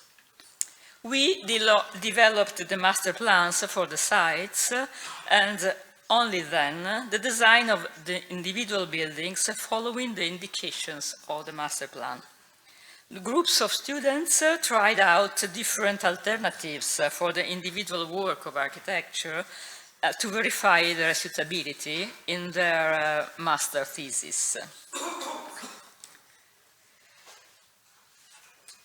The area in Bovisa district is an industrial site known as the Drop, because, I don't know why, because of the shape of the tracks that fence it in. This area has already been identified more than 30 years ago as the site for a possible expansion of the Politecnico by a group of its professors. The choice was based on an idea of the city that considered the establishment of public institutions on a territorial scale a necessary condition to bring an urban quality and new identity to these suburban areas cut off from the life of the city, as Bovisa then was. The proposal was reinforced by a decisive condition for a university. This area was served by 2 railway lines with 2 distinct stations, in turn well connected to the metropolitan transport system, which would be further expanded. The Polytechnic site would therefore constitute the new urban pole of a polycentric city, a city no more based on a dominant center where institutions and places of value were concentrated, with an extensive surrounding, substantially residential suburbs. The new settlement represented an opportunity to offer new places and new collective buildings in this part of the city that was historically devoid of them. An initial project for the Polytechnic site, in which I participated as a PhD student at the time, was developed by the Department of Architectural Design and Urban Planning on behalf of the municipality and was coordinated by Antonio Monestiroli. After multiple vagaries, including serious problems of soil contamination, a competition, and unfulfilled assignments, the municipality partially reclaimed the area and reinserted it within the territorial government plans, redefining the site's destination and perimeter. In 2016, the Polytechnic launched an internal call addressed to teachers and researchers to develop a new project for this area. You can see the area in this map where different urban projects are drawn. In this latter hypothesis, we took for granted the general principle that had led to the identification of the site. We took note of the easy railway accessibility, which had increased over time, the persistent inadequate road links, and the installations of classroom and departments in several neighborhood industrial buildings abandoned and repurposed. The principle of order underlying the project did not differ much in its general line, from the original one, albeit in different forms, while taking into account the changed conditions of the site. It hypothesized the presence of a large central collective place, a park, open to the city, overlooked by departments, research laboratories, classrooms, and residences, both for the university and outsiders. On one side, the park is bordered by the surviving gasometers, a memory of the site's industrial past, repurposed as performance venues. On the other side, by the Central Public Library, a remarkable building for this study place. Perpendicular to the park, a second public place will connect the new site with the 2 railway stations and the districts outside the drop. This is a plaza featuring commercial, cultural, and sports facilities, as well as a multi-hall auditorium and other buildings for research and work. The 2 railway stations guarantee accessibility and connection with other parts of the city, and with a new mixed residential district, also a subject of this new plan. Car accessibility is guaranteed but will be restricted, excluding the possibility of crossing the new sites. The degree thesis of the students then developed several architectural projects following the indication of a master plan. I'm showing you without any other comment. They are fundamentally a master thesis of the students.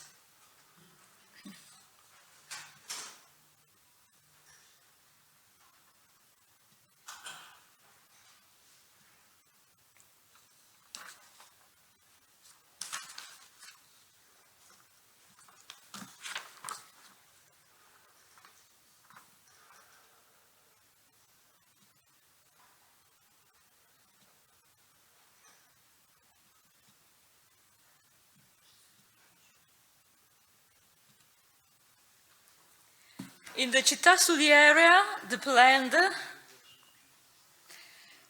transfer of the 2 hospitals to Sesto San Giovanni and of some department of the State University to the former Expo area makes it possible to rearrange the entire district, which has expanded over time in order to offer new services and to bring a new definition to the collective places of the 2 institutes, living side by side, the Polytechnic and the State University, as well as to the city. As the name itself suggests, Città Studi, that means the city of the studies, grew rapidly around the site of the first Polytechnic and the scientific departments of the State University. From the 1920s, in the wake of the 19th century plans that foresaw the city ordered by blocks. Over the years, the built fabric became welded to the ancient village of Lambrate toward the east, and its industrial settlement, limited by the railway embankment and the Lambro River. Surrounded by their enclosures, the buildings of the 2 university poles and the hospitals have grown on themselves, besieged by a city that has expanded around them, occupying all the available land and preventing any further development. Thanks to the transfer, which will free up large areas between the buildings of the university, the theme is now to design a system of open spaces whose task is to establish clearer new relationships between the parts through the arrangement of some urban public places, squares, parks and gardens, along with the construction of some university facilities, a library, an auditorium, an enhancing of the extent of sports facilities and provision of residencies and services for students, of which Milan has a great need. A study of the road network has allowed us to hypothesize the pedestrianization of Via Celoria, this is the green axis, an axis striding the 2 enclosures of the old Polytechnic and the Department of the State University to become a 3-lined avenue, a kind of rambla, for meetings and relaxations that would represent a continuation of the park of Piazza Leonardo da Vinci on the west side, which is already a meeting place for the students, extending as far as another open green space defined by the presence of the new library and the piazza of the new auditoriums. The pedestrian street would continue alongside the existing athletics track, recently redeveloped, and on the opposite side, a new sports center linked to the existing south neighborhoods. Continuing toward the city center, this rambla becomes a key urban axis, and in the opposite direction, bordering the street among places for sports, the park and the existing department will be a group of tall buildings, visible from afar, intended to accommodate new homes for students around the square and communal services. In the same way, the master plan was developed with a group of students who, in their master thesis, designed the individual work of the architecture that could give form to this scheme.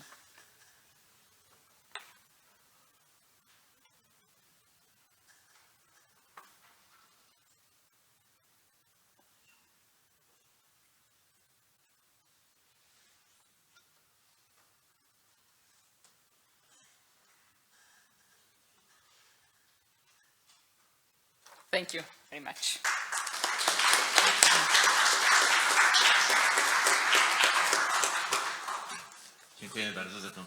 Thank you very much for this presentation. So these were 2 sites in the city and an attempt was made to integrate somehow this new spatial solution with existing urban tissue.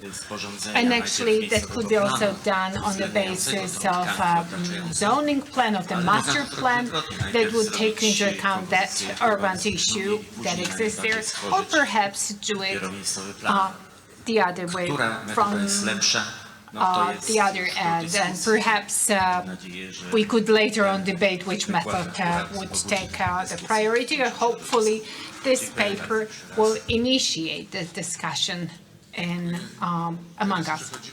Thank you. So the next speaker in our agenda is Aneta Pawłowska from Łódź, and she will represent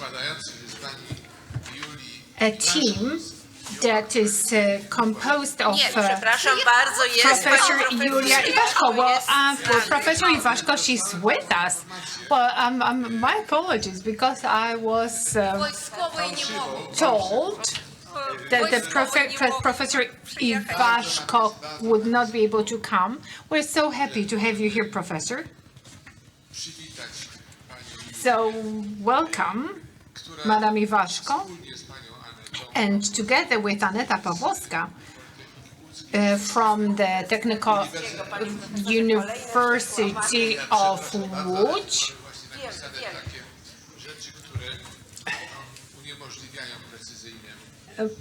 as it is stated in the agenda, will now present their paper on using the experience of Poland in revitalization for the reconstruction of cities destroyed by the war in Ukraine.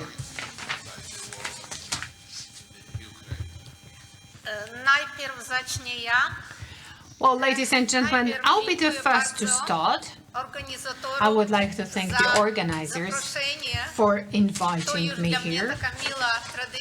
Actually, that has been this great and very pleasant tradition to be here.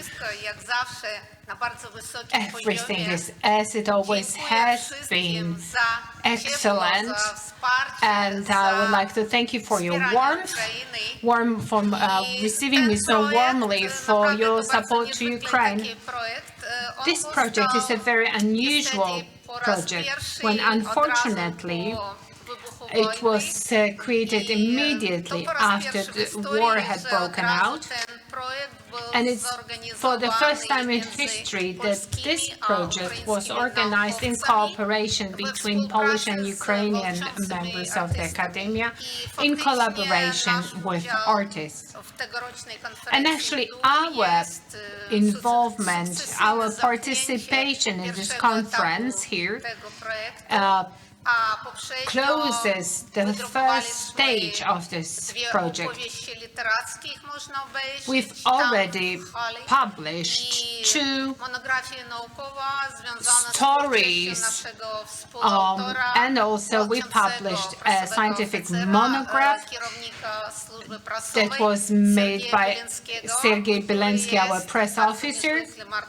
He's a very unusual artist, an amazing photographer and a rock musician, and now he's in the army.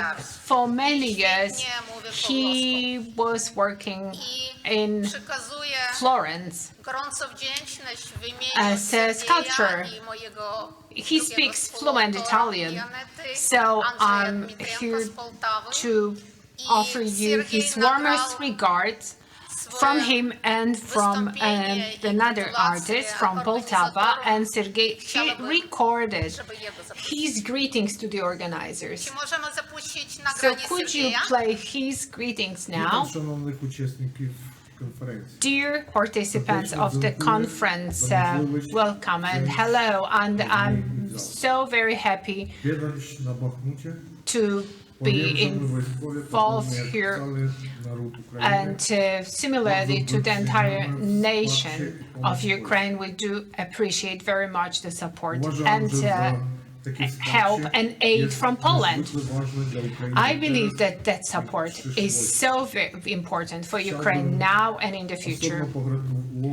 And also let me use this opportunity to congratulate Italian participants of the conference. I lived in Italy for many years and I love Italy. We'll have a great and fruitful debate, and I'll be involved in reconstruction of Ukraine. And now let me switch to Italian. Con i partecipanti dall'Italia, perché ho vissuto lì per molti anni e amo l'Italia. Auguro a tutti un lavoro fruttuoso. Insieme resisteremo e ricostruiremo l'Ucraina.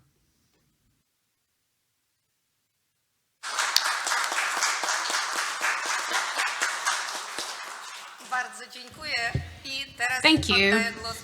And now let me give the floor to Aneta. I was thinking about having a lecture in English, although I know that we have such a talented interpreter that I decided to stick with Polish, which is obviously much more easier for me. Szanowni Państwo, bardzo dziękuję za zaproszenie. Ladies and gentlemen, thank you very much for inviting me to this conference, and this is my pleasure to be here. I'm an art historian, so my point of view is quite different from the point of view of most of you. So let me start first by showing you the extreme scale of destruction in Ukraine. Sergei Balinsky, who is the press officer of the 28th Brigade of the Ukrainian Army. This brigade is one of the bravest and the most heavily engaged in combat in Ukraine. Mr. Balinsky photographs because it is his passion, and also to document the developments in Ukraine. It is, I'm saying that to encourage you, well, to promote a book that we're selling at this conference, and the income from that proceeds from the sale will support the 28th Brigade. And we have photographs that showcase destruction of Ukraine, and also there are photographs and information from Sergei's life in Italy before the war. As you can see on these photographs, the scale of destruction is huge. Well, so the industrial infrastructure has suffered the most, but then there is this destroyed infrastructure used by the population. Perhaps we could compare that to carpet bombings of German cities during World War II, or to destruction of Warsaw during World War II. So that is that ex nihilo destruction. So here perhaps we have this very touching photograph.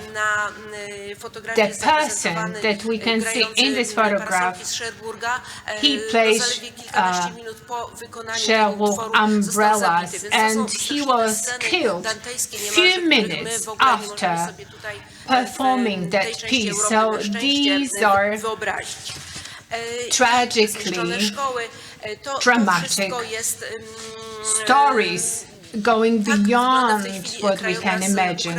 So this is the Ukrainian landscape right now. As you probably know, Donetsk, that's the area of the heaviest fights. This is the disputed area between Russia and Ukraine since 2014. The industrial plants in that area have been almost completely destroyed, as much as 70% of engagement of human capital. These were people engaged in industry and working in the industrial sector, mines and steel producing plants and processing plants. And then we have this question about reconstruction of mines and heavy industry plants. Perhaps now is the time to consider or reconsider a potential conversion of these areas or these spaces or these sites so they correspond to current climate changes and respond to energy-related issues. Perhaps they should not be reconstructed at all. Then there were some ideas that were presented when raising Warsaw from ruins. There was this concept to leave Warsaw as a sea of ruins. Jan Zachwatowicz and other architects put a lot of effort into reconstruction of Warsaw by widening street, removing that and rejecting that 19th century Warsaw and referring to the late 18th century image of Warsaw. Well, that was related to then historical concept of Poland that wanted to reject the 19th century regime, and the Communist Party in Poland strongly supported the 18th century vision of Warsaw. But now I would like to take you to the city of Łódź. This is my hometown. I come from the city of Łódź. You may be aware that for many years, Łódź was the Manhattan of Poland when it comes to cotton production and textile production.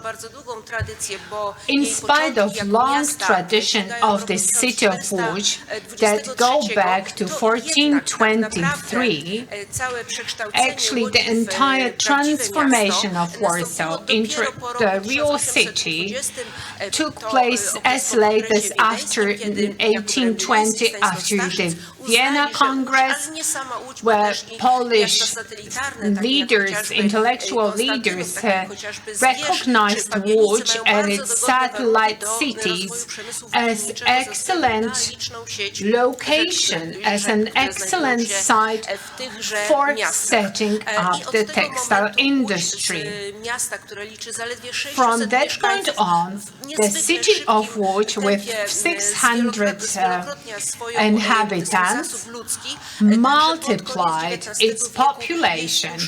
In the end of the 19th century, it was the second largest city of this Polish principality within the Russian Empire. Then there was this revolution of 1905, followed by the transformations after the end of World War I. Well, at that point, Poland regained its independence, and then the trade exchange with the Soviet Union stopped when Russia was transformed into Soviet Union in 1917. At that point, Łódź was deprived of capital.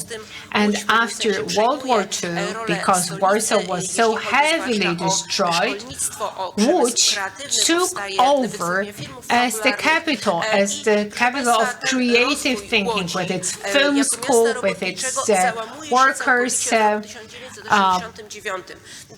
plants and infrastructure.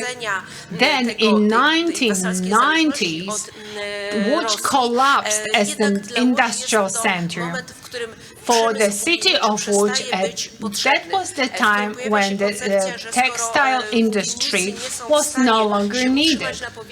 So there was this concept that textile producers could no longer continue, and their textile producers were fully abandoned in terms of any state and economic support. So this is a 19th century city, a very beautiful city, very nicely planned, and then we could see Łódź slowly turning to ruins. On top of that, very many tenement houses in the center of the city of Łódź were examples of poor workmanship. So every time there is this concept of revitalizing the city of Łódź, there is always this question whether it wouldn't be simpler and less expensive to demolish a tenement house that dates back to the 19th century and it's often beyond repair, and replace it with a contemporary building. Then we had many factories in ruins.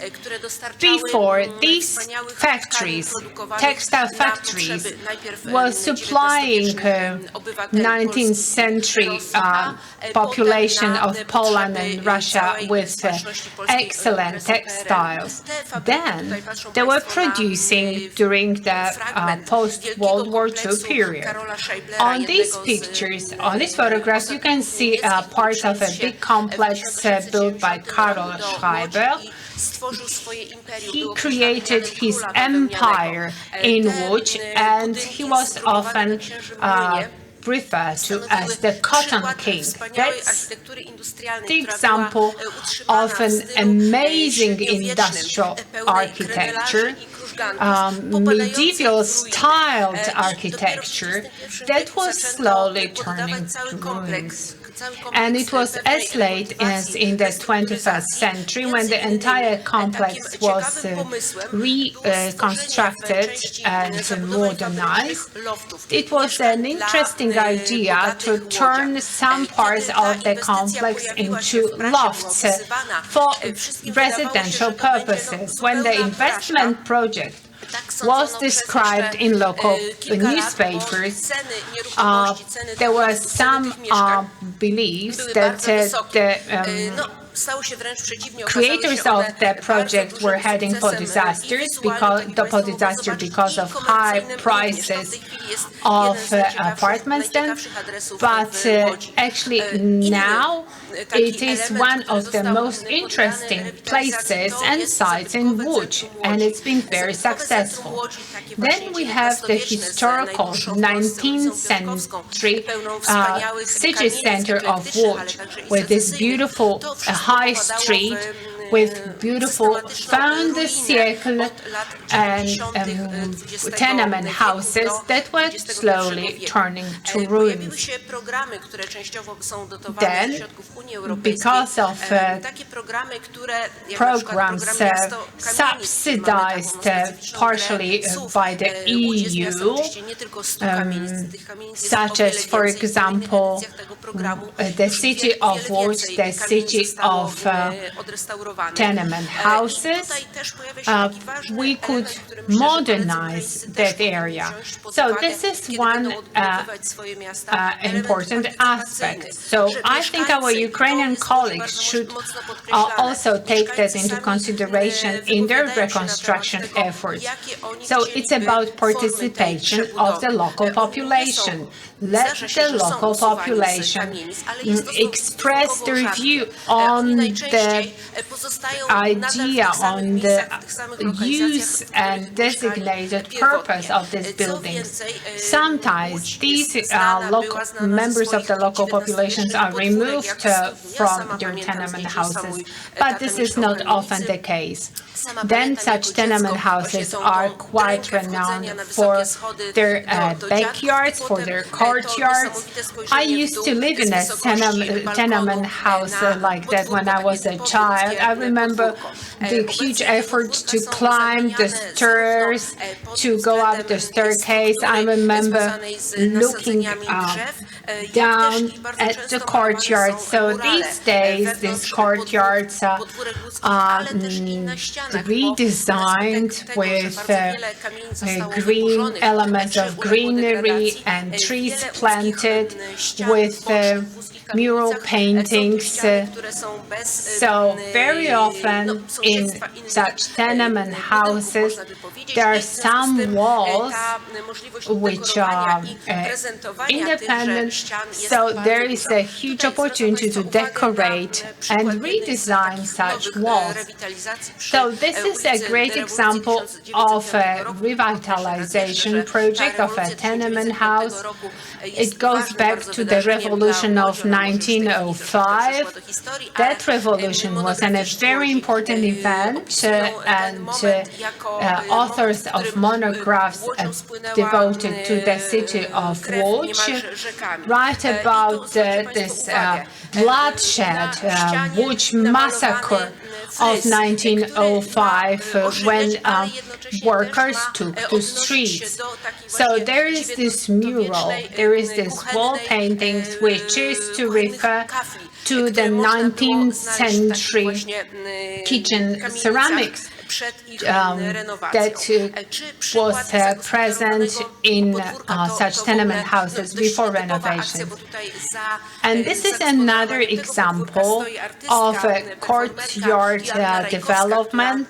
Joanna Rajkowska, an artist and a performer, designed this courtyard of a rose. It was her goal to initiate a campaign to collect funds to support her daughter with an oncological disease. And she was raising funds to sponsor her daughter's eye treatment in London. So she designed a concept of an inner courtyard in a tenement house. So she created an image that her daughter could see as because of that eye cancer. And one of my colleagues, Krzysztof Stefański, theorist of architecture, he was one of the first person who embarked on analyzing the 19th century Łódź. He said that that piece of work was so nice, but he wished that it could stay like that. And actually, it did stay like that. It is very well taken care of, up to the point that this courtyard was spread and carried forward and crawled over to neighboring streets. Well, that courtyard is in the condition of this permanent reconstruction or conversions, but then there were so many positive comments when this courtyard was given to use, and everybody could see the beauty of that industrial parts of Łódź. So these are other parts of Łódź. It was one of the ugliest streets of Łódź. So if someone, if an outsider appeared or tried to walk this street, which is in the very center of the city, one could be attacked, or and that was this concept of potential modernization of the street. And here you can see some na jakie napotykają problemy osoby związane z przebudową łodzi. Examples of difficulties suffered by those who live in the area that undergoes modernization. This is a car that was parked in spite of a prohibition to park. And since the cement was ready to be poured in the street, the city could not afford to abandon the project, so it was resolved to leave the space around the car open, not to actually breach the law and tow away the car, which was there where it wasn't supposed to be.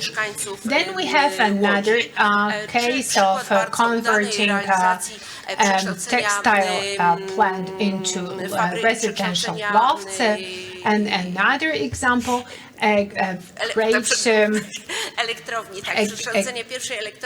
showcasing transformation of the first power plant of the city into the center of science and an exhibition hall, which is inspired by a science fiction film to some extent.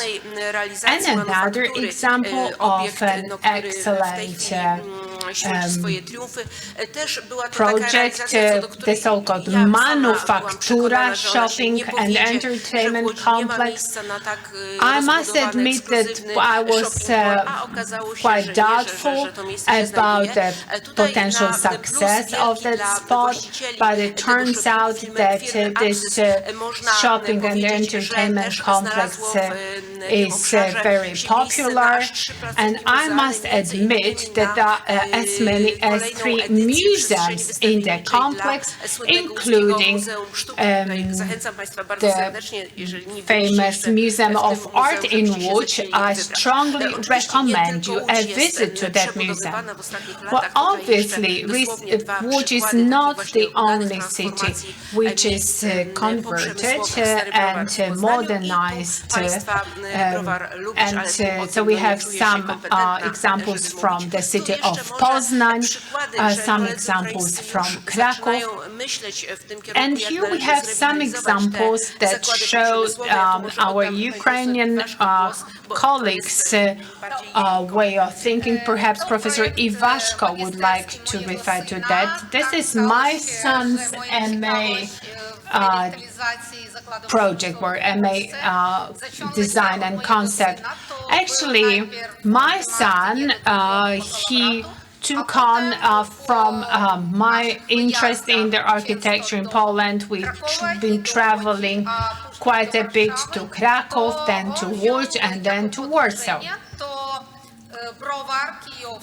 So he decided to focus on the Kiev brewery, and unfortunately that site is in a very bad condition, and there is a plan to build a residential area, but this is a historical building built of yellow brick. So after visiting Łódź, my son decided to cover it with red brick from the front,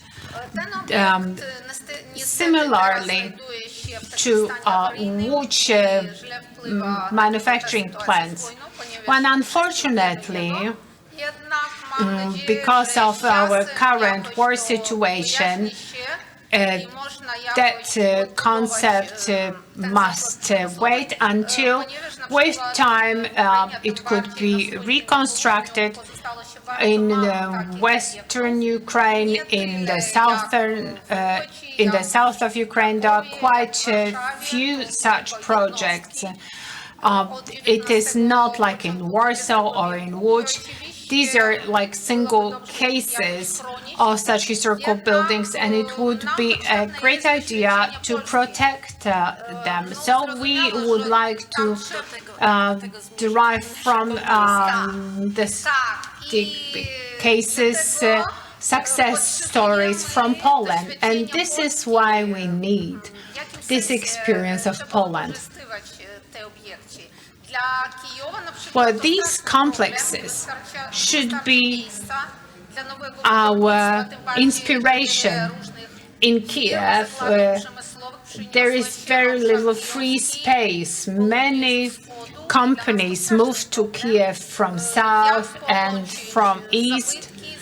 For us, it's a very big difficulty to combine new areas and historical areas, so the city needs new districts to spread and to build residential buildings. But then we need to protect historical buildings, and for that we need to use the experience of Poland.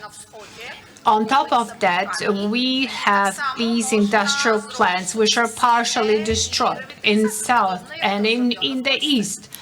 And these could be turned into fully protected historical buildings. Thank you.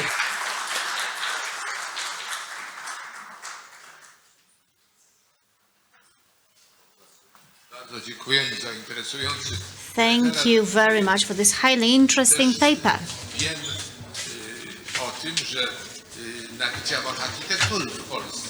I know very well that in Poland we are collaborating with our colleagues from Ukraine. And together, our students and students from Ukraine are working on similar projects focusing on the reconstruction of the damaged parts of Ukrainian cities. For instance, in Poznań, we have a very interesting initiative to rebuild Chernichov that defended against the Russian invasion for 30 days and was largely destroyed. So we have a history of many years of collaboration. Materials we collected even before the war, and now such materials are very useful for the revitalization projects. On top of that, I do know that the revitalization or the recovery of Ukraine is very interesting for students from many countries. The international exhibitions that showcased the architectural projects presenting a variety of different ways in which Ukraine could be rebuilt. So thank you very much for this highly interesting presentation that would be very useful for such initiatives. And now the final presentation in this session. Let me invite the next speaker, Professor Francesco Saverio Ferra from Bologna.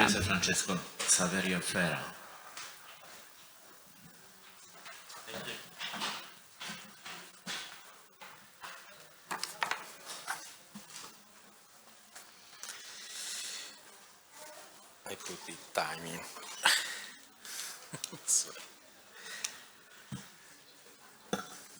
Good morning to everybody, and thank you for being invited in this important meeting.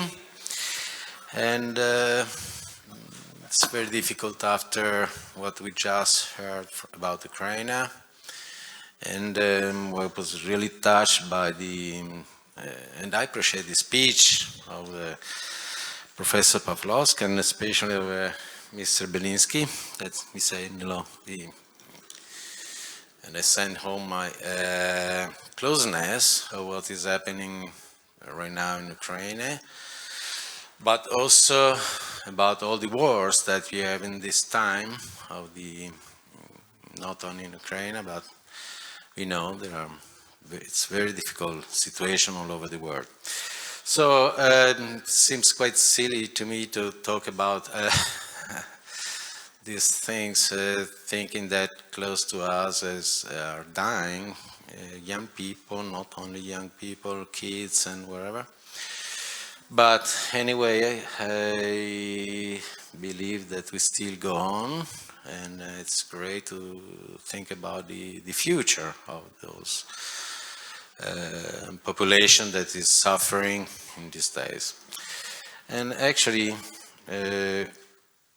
we can have a lecture for what we just heard, and my speech is closed in a certain way. I didn't prepare that specifically, but the title I gave to my speech, "The City as Architecture," means that it's not only a tautology, but it's want to be a closeness to the idea that we are coming from a past, thinking to the future, but we have to learn from the city. And we also had, during World War II, we had disruption in our towns, and most of them were rebuilt partially. In other situations, they were destroyed. I mean, they were not rebuilt as they were. Instead, I believe that we probably need to build the memory, to rebuild the memory,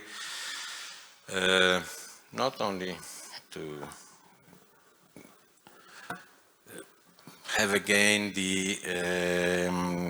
to make again the same mistakes, but in order to find the good things that our ancestors left to us.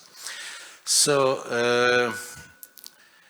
this morning, other colleagues, they talked about the important lecture that we have from the town, and that the town is a collective art. Many authors talks about that, and it's probably one of the most complex and important piece of art that we have in our societies. So the city, it's part of it's not just the technical things, of course, but it's the place of the soul of the people that create that place and in which live, the people that live in that place and modify that day by day. So as an architect, I think we are in charge of trying to find our contemporary way of looking at the architecture, what should be the form of the town. For sure, we need to listen to the sociologists, to the technicians, to the engineers, and so on, but I think at the end, we have to think about the form. Architecture is a way of giving answer to the needs of the community, and we cannot invent every day the future. We can try to do a little step ahead each day, taking advantage from the past and learning from the past. So we are living in a society that mainly is focused on the emotional way of thinking at the architecture. Think about the social. The social today, we say, I like, I dislike. They don't ask us to make a critical thought on what is happening during our day. And so it's partially our architecture. And this was written very well by Douglas Spencer in the Architecture of Neoliberalism, How Contemporary Architecture Became an Instrument of Control and Compliance, published in 2016, in which he gives an outline of the situation, how the liberal society has reached its peak in architectural practice since the 90s, underlining how the supremacy of emotional and sensual experience has replaced that cognitive, has replaced the research for the meaning of the place. So the civic ideas of the architecture has almost lost it. And this is especially true in Italy, where the community doesn't express the places. This morning we saw some projects done in Italy, which are very, I think, are remarkable projects, but those are academic projects. The towns, the political parts of the town normally doesn't take care about what the academia is doing. They never ask the professor to think about the form or the ideas on the towns. And this is because the excuse is that there are no money in order to redevelop or to refurbish former factories or to military barrack or wherever. So the municipalities normally in Italy, they give to the contractors, to the developer, in charge of making that part of the towns. And I think that, and this is not a problem of us as an architect, or actually it is, but especially is a problem of the society in which we live. And we as an architect probably have to speak aloud about this problem, not only in the schools, but even in the society where we live.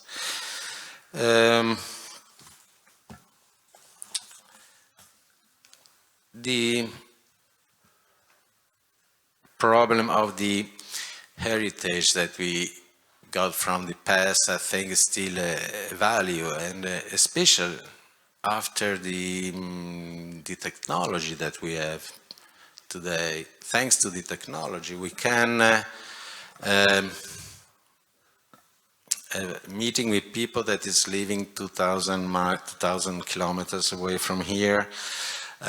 We can have all the information by using this in the same time when that is happening on the other side of the world. So we probably can think again about the town, of the so-called the 15 minutes town, a town made with the ancient places. This is my first time in Krakow, and I think it's a beautiful town. I just visited briefly last night the beautiful square in front of the cathedral. I think is one of the masterpieces of the European architecture, and that's still today something from where we can learn about the architecture. So I don't think that we need superstructures, some certain way silly utopia. We need a utopia, of course, but not like what is happening right now in Saudi Arabia, where they are designing a linear town of about 170 kilometers, in which I wonder what kind of life there will be there. And I don't want to get inside the environment problems that that project is doing to the desert, but this is another issue. So we probably, and even more true after the COVID-19, that after that we rediscovered the pleasure of being in meeting people, or in being living in our neighborhood. So I think that we have to reinvent the town, but thinking about the town, not of the private transportation. This morning we saw the MIT studies for new cars, new private cars, but probably we need to rethink the transportation not as a subjective but a public transportation system, a better transportation, public transportation system, because we knew that we are consuming almost all the energies that our world is offering to us. So, in few words, I think that as an architect we can give some complex answer to, actually simple answer to complex questions. Today I want to show you a project that we did. I'm sorry, I don't know how to go ahead. Just clicking there. Thank you. A project that we did in our school for boundary areas. We are in Naples, a ferry neighborhood designed in the 30s, and now, right now it's an almost abandoned area.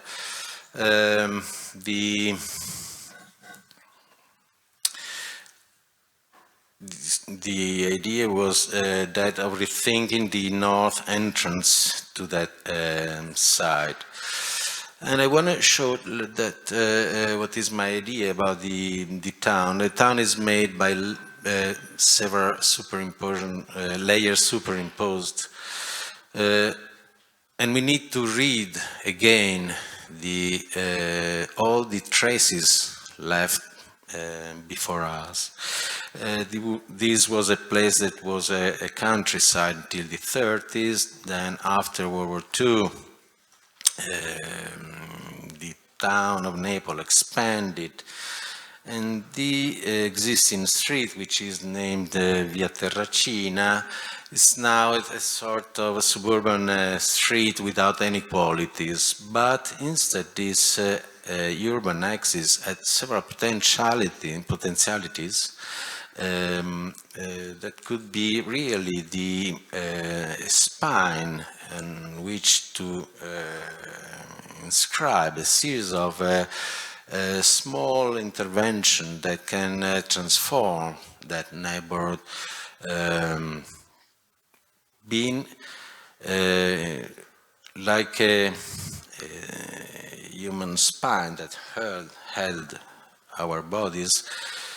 This spine can hold the small intervention that they're supposed to connect the north side with the south side of the ferry.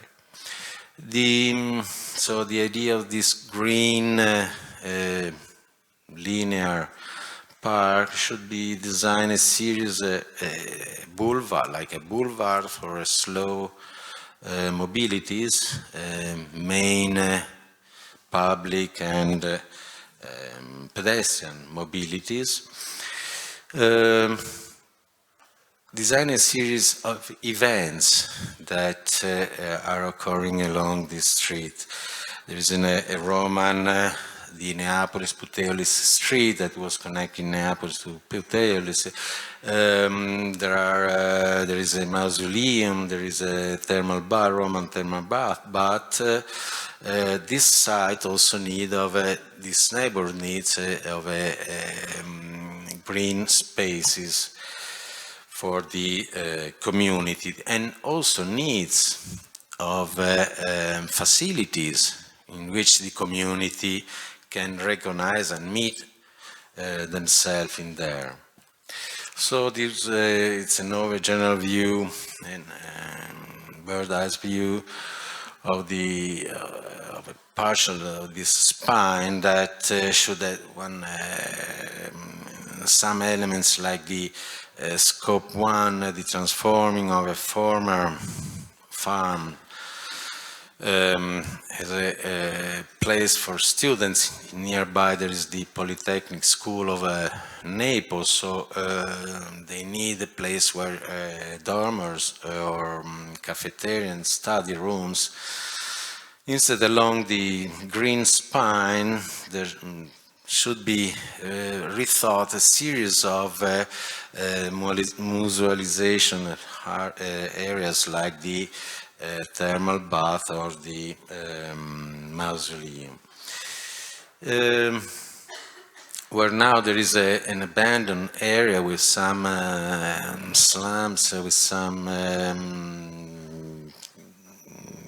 construction, temporary constructions, we thought that this place should be important to design a core area like a modern forest of the town, a forest that should be the pivot area on which to open a series of streets on the hillside where there were green vegetable gardens that are now abandoned. We call it urban orti urbani, urban vegetable gardens. In Italy there are similar boundaries areas that are now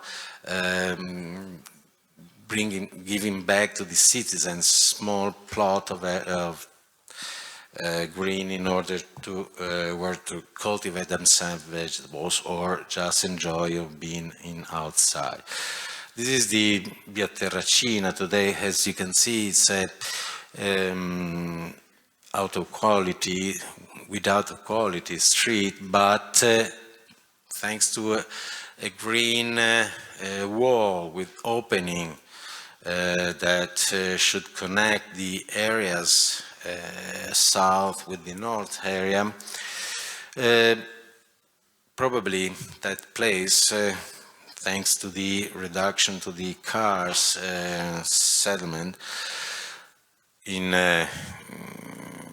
opposition of the pedestrian, this could be a new place for the citizens.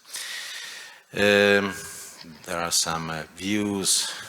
You can see some view of the new park that we call Maradona Park because we are near this soccer stadium, the Maradona Stadium, because this neighborhood doesn't have public green space. Our towns in Italy doesn't have that much green spaces.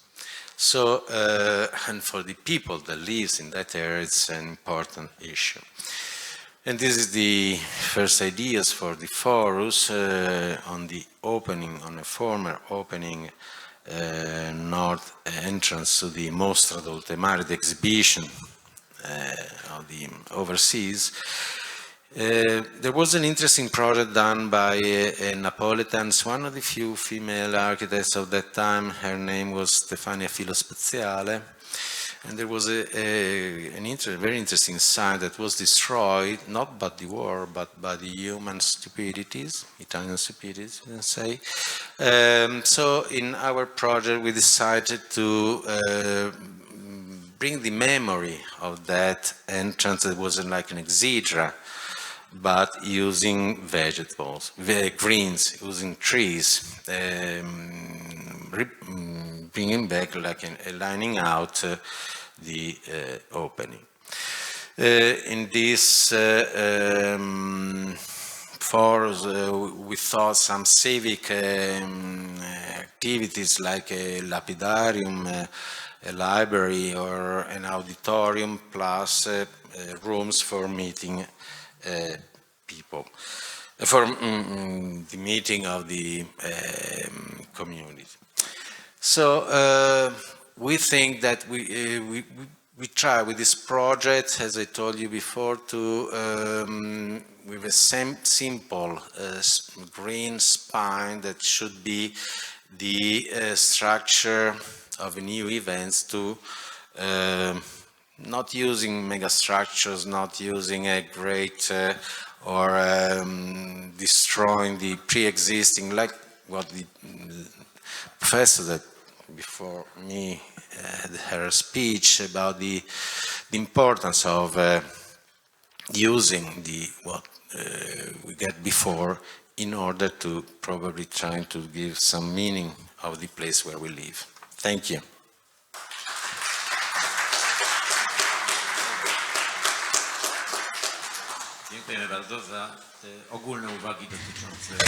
Thank you very much for these comments that need to be taken into account by architects when designing projects and larger urban spaces. And thank you very much for this very interesting example of introducing greenery into urban spaces. So this concludes our first session, and now let me invite you for a lunch break, and we will meet again at 3:15. Thank you very much.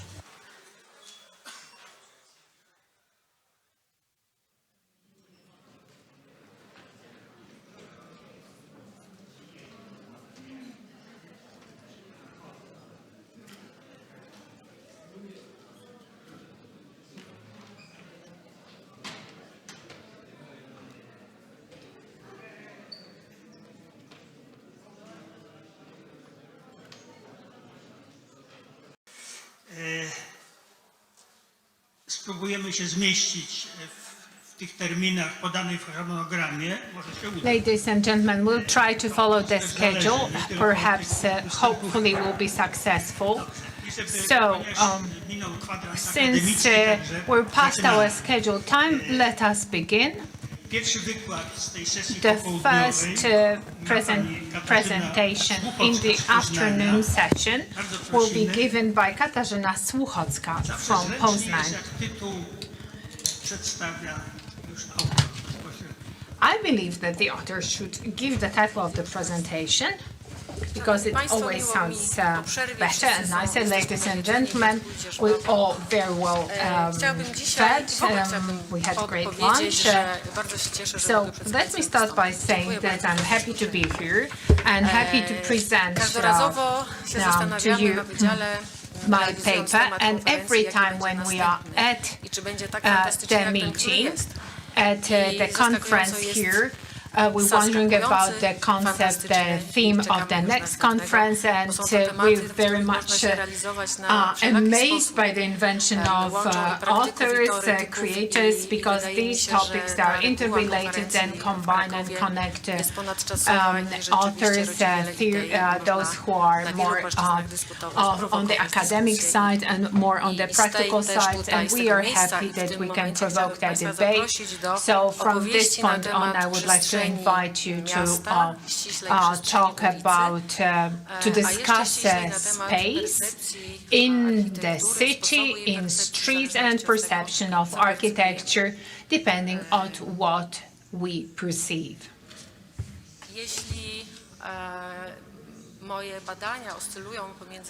If my research oscillates between architecture and art, the image, which is the visual image, and reality are almost identical and evoke a deep reflection and consideration and perception, occurs on the sensual level.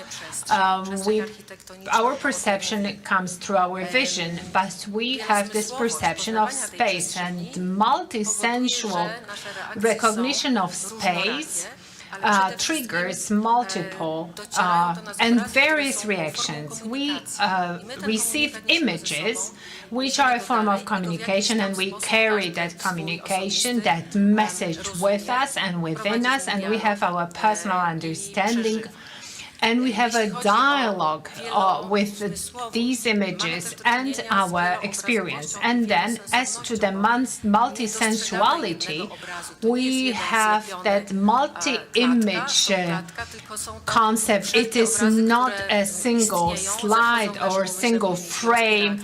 We have some connections, references, reactions, and only through the interpretation we perceive certain concepts which then we transform into experience. As it comes to the perception of urban tissue, In urban planning, we have streets, quarters, districts, main points, dominant and targets, and therefore we have this combination, which is a composition of different elements, and that prompts us to grow and develop. It could block the development, but it also prompts us to add some new concepts here. Sometimes that could be a predefined property of space, and it causes certain valuation of the space and sets the space in a ranking of space. And then following what Michał Stangl said, there are much research that speak about the quality of urban space, the quality of living, and therefore we can state that the surrounding space affects our mental health and mental capacity. Positive impressions this is something that should be happening. Space should improve our mood and give us this positive attitude to reality. It is not enough to see architecture. One should experience architecture. One should understand and see how it's been designed and how it co-works with the general concepts. And Rasmussen said that, and he pointedly argues that architecture cannot be recognized without having a close contact with it, and the quality of space perception, it depends on the aura, on the weather, on our mood, or the architectural context, and how it comes together with the designation of that space. So perception or designation of the urban space as a complex sensual process combines a three-dimensional element into one being, creating the image which I discussed. Professor Zwick also spoke about it. He spoke about inertia. He spoke about digital aspects. So this is about the space and what we get. So there is this growing demand for the larger and heavier scale of feeling stimuli. Such stimuli may come in space like Times Square in New York. This space is full of movement and full of color, is absorbed with all these colors, and perhaps very often that colorful nature seems chaotic. Well, that space is so absorbed with that certain multitude of images that the chaos is perceived as good order. So we could debate about that. Every chaos has its origin or beginning and its definition and its concept. So let us go back to the street and to the space. So in following up on this growing escalation and perception of stimuli, as humans, we also expect that the emotions will be coming in waves and in levels. So that happens in young people, teenagers. They use very different technological equipment, and that nature of human space may contribute to introducing chaos into life of urban community. The speed of delivering information, the quality of information is very much intensified. So therefore, the images of commercials which surround us in that space of New York turn us into participants of that performance, of that spectacle. We have the impression that we participate in that virtual world, and one can stand tego spektaklu. and one can Nasze zmysły be w tym just a zakresie participant of dźwiękowej that i dotykowej performance. przestrzeni, We're która in nas that otacza, tactile są and aktywizowane przez sound środowisko narzędzi cyfrowych. audio part of the Trochę space, inaczej odbywa się ta and sytuacja, that gdy is jesteśmy na also poziomie, felt tu mamy through akurat przykłady our z Łodzi, digital o tools. której też była Here dzisiaj we mowa, have some examples from the gdzie, city of Łódź jak to that has nie been dosięgały already nas discussed jeszcze, today. obrazy cyfrowe, They date wszelkiego back typu to the reklamy, time podtykacze before były na digital wysokości, na poziomie images. wzroku. I So tak była all the kształtowana advertising przestrzeń had miejska, to tak be było placed at the site kształtowane level. środowisko komunikatów, które były That umieszczane was w tej the przestrzeni, concept które były of osiągalne na poziomie putting wzroku. up all the One miały messages spełniać i at do the tej pory site level. spełniają It was their komercyjną task rolę, to miały podnosić sprzedaż fulfill their oferowanych nam commercial artykułów, role, co się dzieje which w tej was chwili to przez tą attract aktywność buyers, wysyłanych which bodźców. was to increase sales of Te commercial reklamy, o goods. których mówiliśmy wcześniej, The na zasadzie advertising that obrazów we świetnych discussed, cyfrowych, such as one light or nakładają digital wręcz nową images, jakość, nowy they obraz actually na add istniejący obraz a przestrzeni new miejskiej. quality on the existing image Wracając of do the funkcji urban ulicy, space. czyli do tego, o czym Let me now na go początku back Państwu to powiedziałam. the function of a Ulica street. Paradna, takie określenie użyte przez So, Norberga Schulza, high street, przestaje być kameralnym środowiskiem dla street pieszych, staje of się, to być już for powiedzeniem, parades jest nieaktualny is po prostu. well, that Bo w tej concept chwili no przestrzeń longer holds nabrała because zupełnie innego nowadays znaczenia. space Pojawia has się właśnie funkcja komunikacji cyfrowej. Klasycznie been postrzegana ulica using a very kojarząca się different z and układem having a very ulic different o function. odpowiednich proporcjach, Normally z would have detalem, that detalem, który może zaobserwować oko image przechodnia. of a certain Jest oczywiście street spotykany, system with ale certain nie na details. Times Square, czyli na And tym, one w tej can przestrzeni, see do that której, somewhere perhaps, but not sprzedawcy, in reklamodawcy, Times Square. wielkie branże Times Square is the dążą, space żeby takich przestrzeni najprawdopodobniej where było jak najwięcej. all W tym momencie sellers te of struktury, commercial które space były or projektowane sellers of pod człowieka, advertising dla want to człowieka, be. który miał się czuć w tej przestrzeni dobrze i Space komfortowo, was supposed to be tracą designed for troszeczkę na humans, znaczeniu. so humans can feel at Człowiek ease, wychodzi ze where swoimi they can również feel oczekiwaniami w tym comfortable. kontekście poza So obszar a takiej human klasycznie being also rozumianej has some ulicy expectations that go beyond that Na expected Times Square, image of a high street. Na potrzeby wzmacniania oddziaływania At the Times cyfrowego, Square, in order to nastąpiła augment reorganizacja that ruchu z digital placu, impact, który to jak ukształtowany traffic urbanistycznie, ta has been przestrzeń rearranged. 7 ulicy przekształciła So się the właśnie space of the w przestrzeń 7th teatru Avenue żywego was spektaklu. transformed Tym bardziej into that agresywnie działającego performance w or nocy, theatrical gdzie te reklamy są space. niewidoczne. During the day, Dziennie the 1,5 miliona commercials mniej więcej are wyświetleń invisible. reklamowych się odbywa na So Times during Square. the day, it is about Wielobarwność, ten ruch, 1.5 to jest właśnie wabik, million który właściwie każdy of zwiedzający Nowy Jork chciałby screening zobaczyć of i jest to commercials zawsze in the namachem Times Square. Everyone who Budynki comes to reklamy, New a nawet York would reklamy like to see obiekty, Times bo tak Square. So this nazwałam is tę how that works. przestrzeń architektoniczną.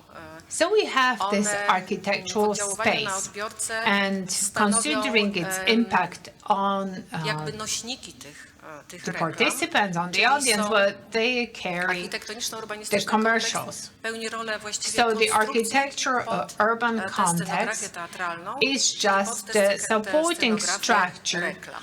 of that Efekt stage kultury cyfrowej, design marketingu, for marketingu advertising, współgrający z for postępującą billboards. komercjalizacją przestrzeni So we have a bezsprzecznie wpływa na progressing odbiór commercialization of Pomijając space, wiążący which dla wielu środowisk affects aspekt our ekonomiczny, perception należy of się skupić space. na charakterze So i apart from jakości that commercial samej przestrzeni, aspects, czyli ulicy, one should focus nie on the ulicy. quality Smukła of stylista that forma space, obiektów which is wynoszących się street ponad, and which is not a przeciętny street at the poziom same zdjęcia time. i ponad So we poziom have obserwacji that concept człowieka, of a street przyczynia się do przeniesienia with środka buildings ciężkości towering żywej above wrażeń z it, poziomu and that obserwatora contributes znacznie to w górę. impressions Wzrok podąża po from the szklanych level tablach of an narracji, observer tak jak na prawym slajdzie, upwards. tutaj z prawej And strony. here on the Szukając tego right detalu, slide, który w you ulicy can see Paradnej our był ozdobą, how we był follow czymś, co the było towers with zauważane i our co było side. wartością dodaną. So that was the added value, Podążając this ku górze, extra mamy mniej więcej tego typu obrazy przed oczyma. architecture. Obiekty So są when pozbawione we detali. move our we look Rzeźba upwards, tych obiektów well, these wszystko objects are zmierza ku temu, deprived żeby of prowadzić details, ku górze. everything is aimed at going high. So the higher, the better. That's yet another phrase which may be closed with a viewing balcony. So the aesthetic interplay of glass and reflection of sky and clouds, this is a fascinating phenomenon and combination of these images, but it's an escape upwards. When having, when perceiving the space, one could also quote Jan Gell here. He said that low buildings along the street harmonize with the way people move and with the way people's senses function, as opposed to tall buildings which do not harmonize with these. This phenomenon has been used in marketing. So the pedestrian was relieved of the need to look upwards for attractions in these spaces. So the readable intensity set of stimuli moves moved to the level accessible to an eye, so that the human being no longer needed to look for attraction upwards. Advertising has been planned. So this aspect of buildings moving upwards at the divine scale and not material scale, that was all masked in that space, in that parade or high street. The marketing sector and sales sectors have been using the value of that advertising space with very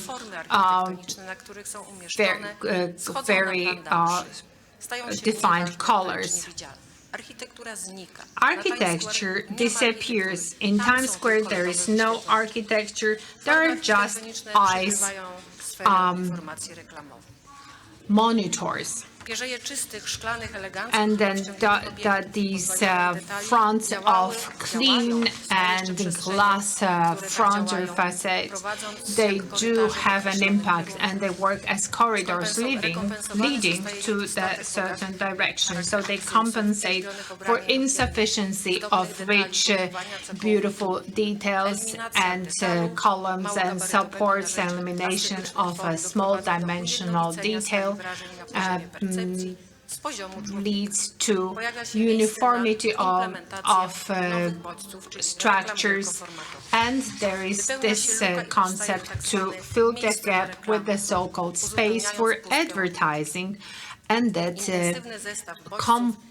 adds to that perception vacuum or perception emptiness. And the fact of its reading, it depends on the distance, on the visibility. People from advertising and marketing industry know that advertising success is a balance between the location of the advertisement, the right place in the city space, the size of the advertising space, and the broadcast context. Joanna Pełek-Mikulska wrote about the advertising on the largest LED carrier on the Times Square when the New Year's Eve ball is lowered with the inscription on the next beginning of the year, but ball drop reaches up to 3 million a year. Note that owners of that high rise at the junction of Broadway and 7th Avenue earn $23 million a year. And this is from the billboards placed on it. That's a substantial amount, but inexpensive when compared to a 30-second Super Bowl spot, which costs up to $3.8 million for one quick show. So that chaos created a new quality, and it attracts tourists, and it's a general attraction of New York. Then human needs generate new forms of space which respond to challenges with varying degrees of success. How then, in the phenomenon of New York exemplary Times Square and designers define themselves?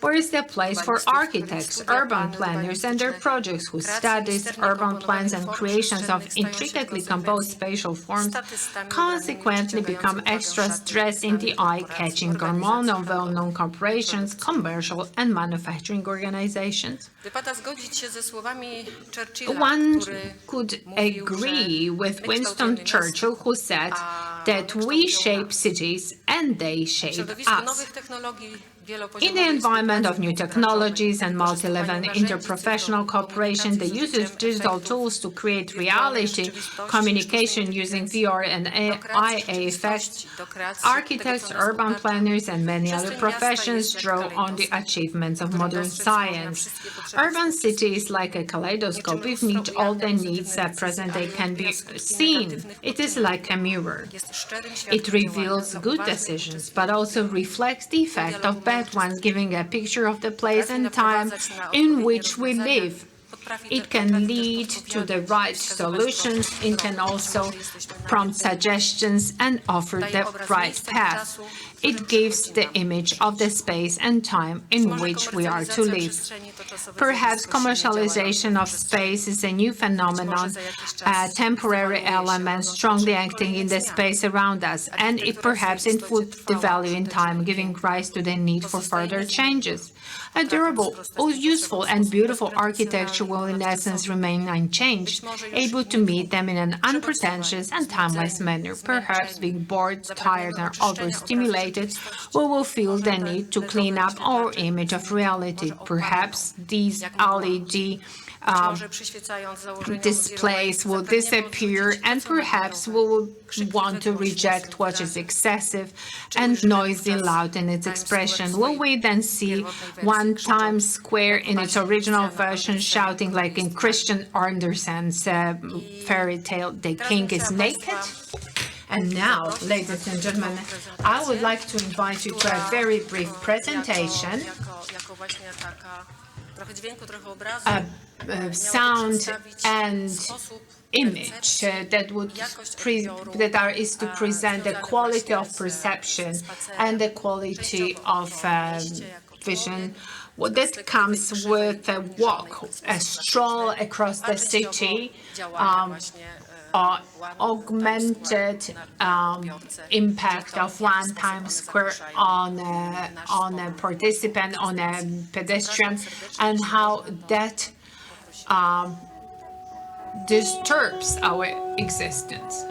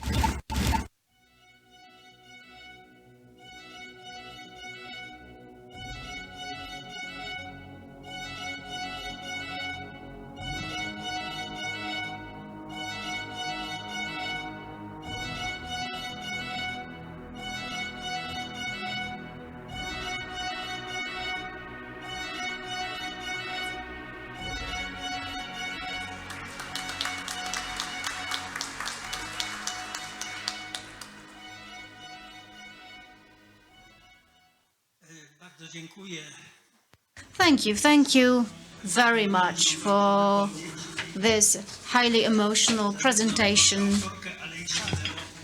And let me share with you one thought. Following the first part, when we talked about space, about composing urban architecture,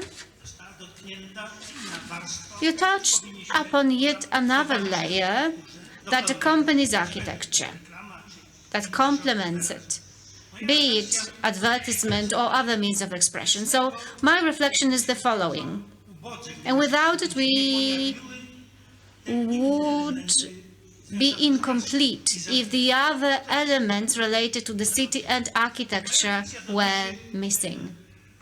So my reflection is the following. Maybe it seems too subjective, but it concerns Krakow. Many years ago, Przemek Schafer, who was born in Warsaw but was closely related to this city, suggested a small publishing series consisting of several volumes. It was entitled Erkada. And in Mogilano, we talked a lot about various topics, and he sort of forced me to write a short booklet on the fourth dimension of urban architecture.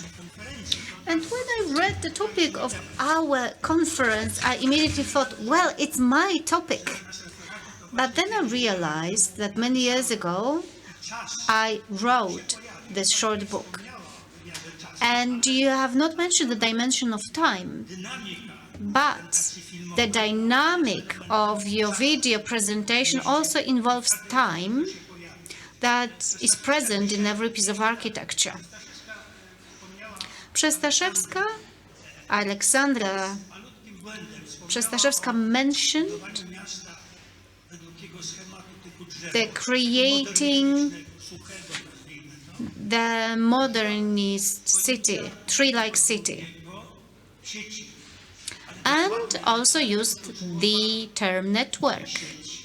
But Alexander exactly used the term half network, which involves some openness, some freedom. And all of us know one important sentence: the catalogue of shapes has no end. And the urban tissue also contains many undefined elements. And maybe that's the beauty of the city. And maybe it's just my view that we can't design everything completely.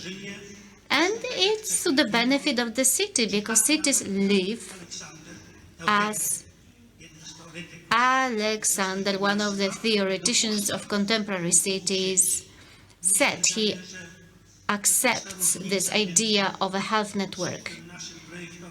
I believe that's the difference between our dry design and sitting at a cafe in Paris looking at the crowds. There is one more beautiful sentence.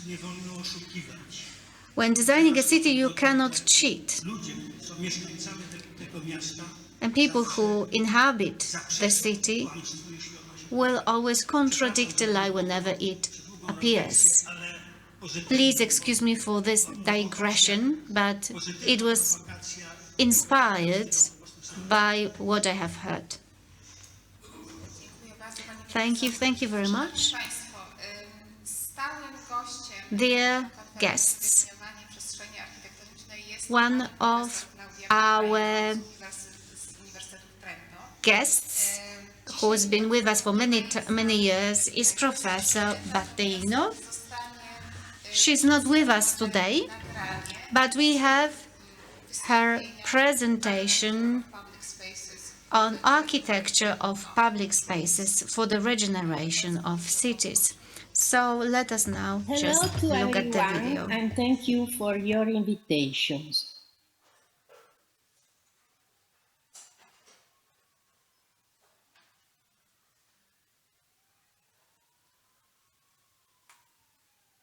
Architecture of public spaces for the regeneration of cities. It is difficult to sum up the public space in a single or even in a specific term. What is certain is that public space is the form that is most sensitive to changes, shift and transformation of society. In the highest sense, public space is that which best expresses in its form the extraordinary cultural and human health it contains.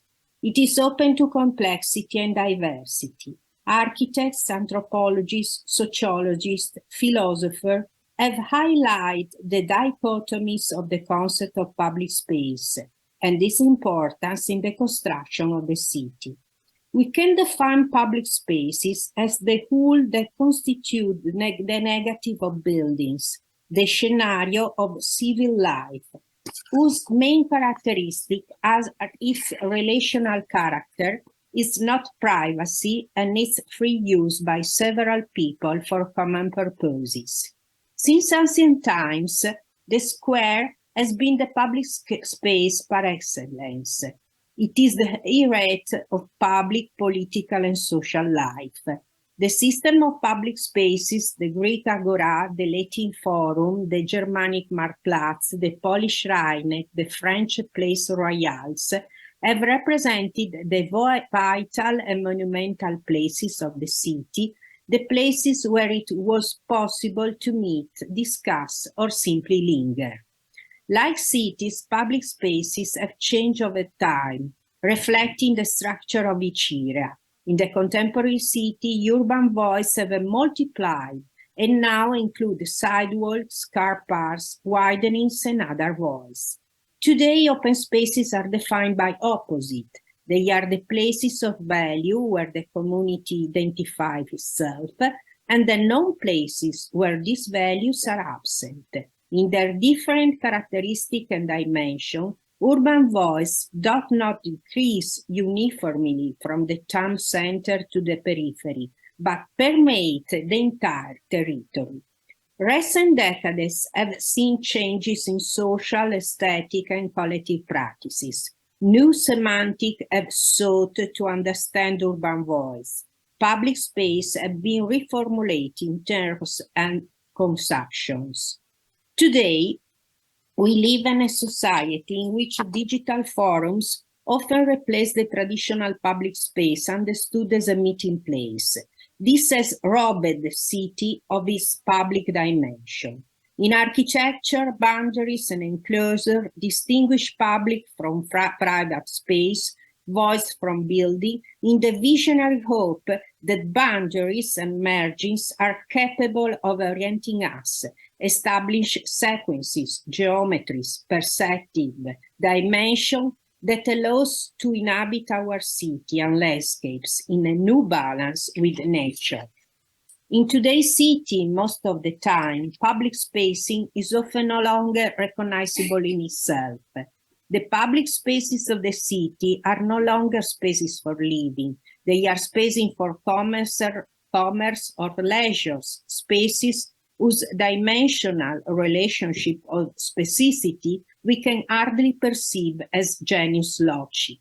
This loss of identity corresponds to the loss of the collective character of public space. Most of the spaces that we pass through on a daily basis are not really public. They belong exclusively to someone. They are not collective spaces available to all.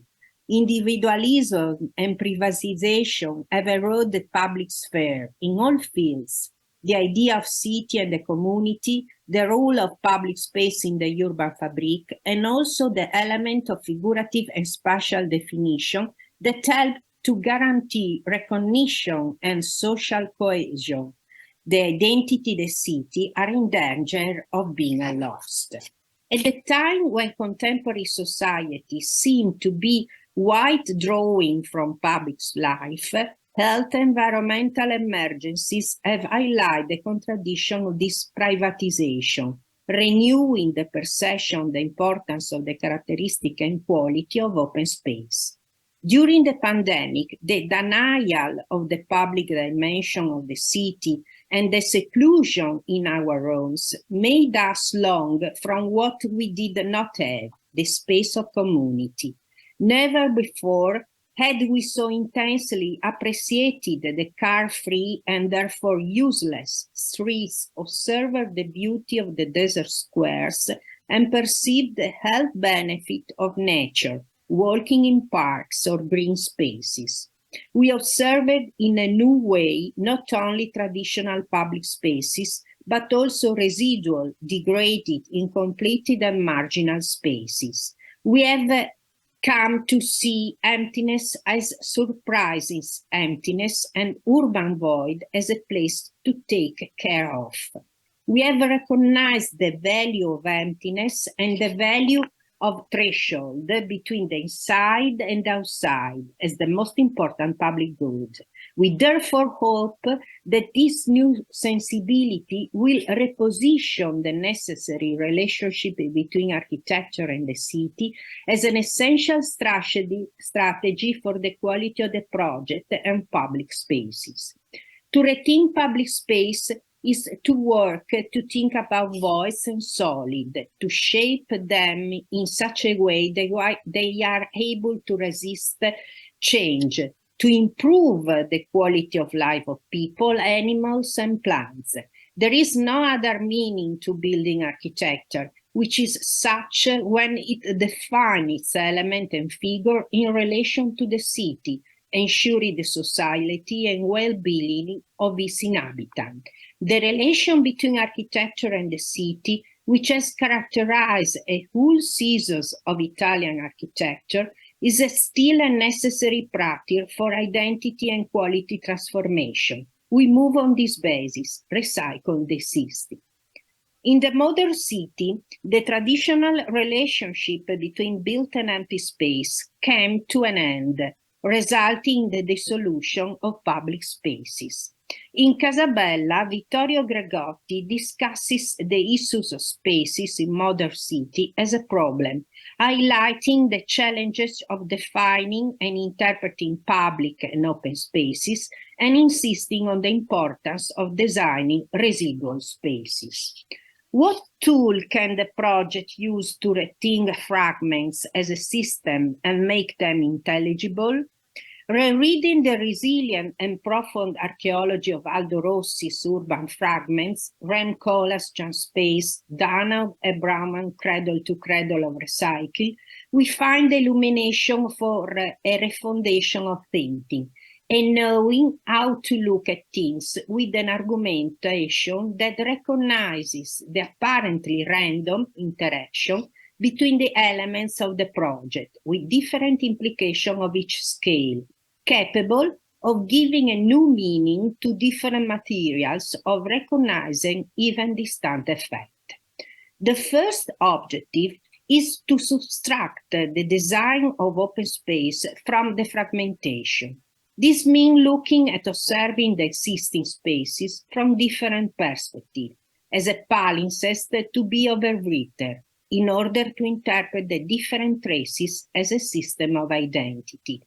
Point, line, and surface as a taxonomy of the project is the tool that we prefer to identify the nature of the different elements, to name the figures and traces, to identify new connection between spaces, memories, and flows, to reconnect the fragments in order to give shape and identity to open spaces and consequently to the city. This methodology is based on the idea of architecture as an art of building and transforming urban places. The project as a recomposition of fragmented residual realities, the attention to the void to be reinterpreted with the specific qualities of space.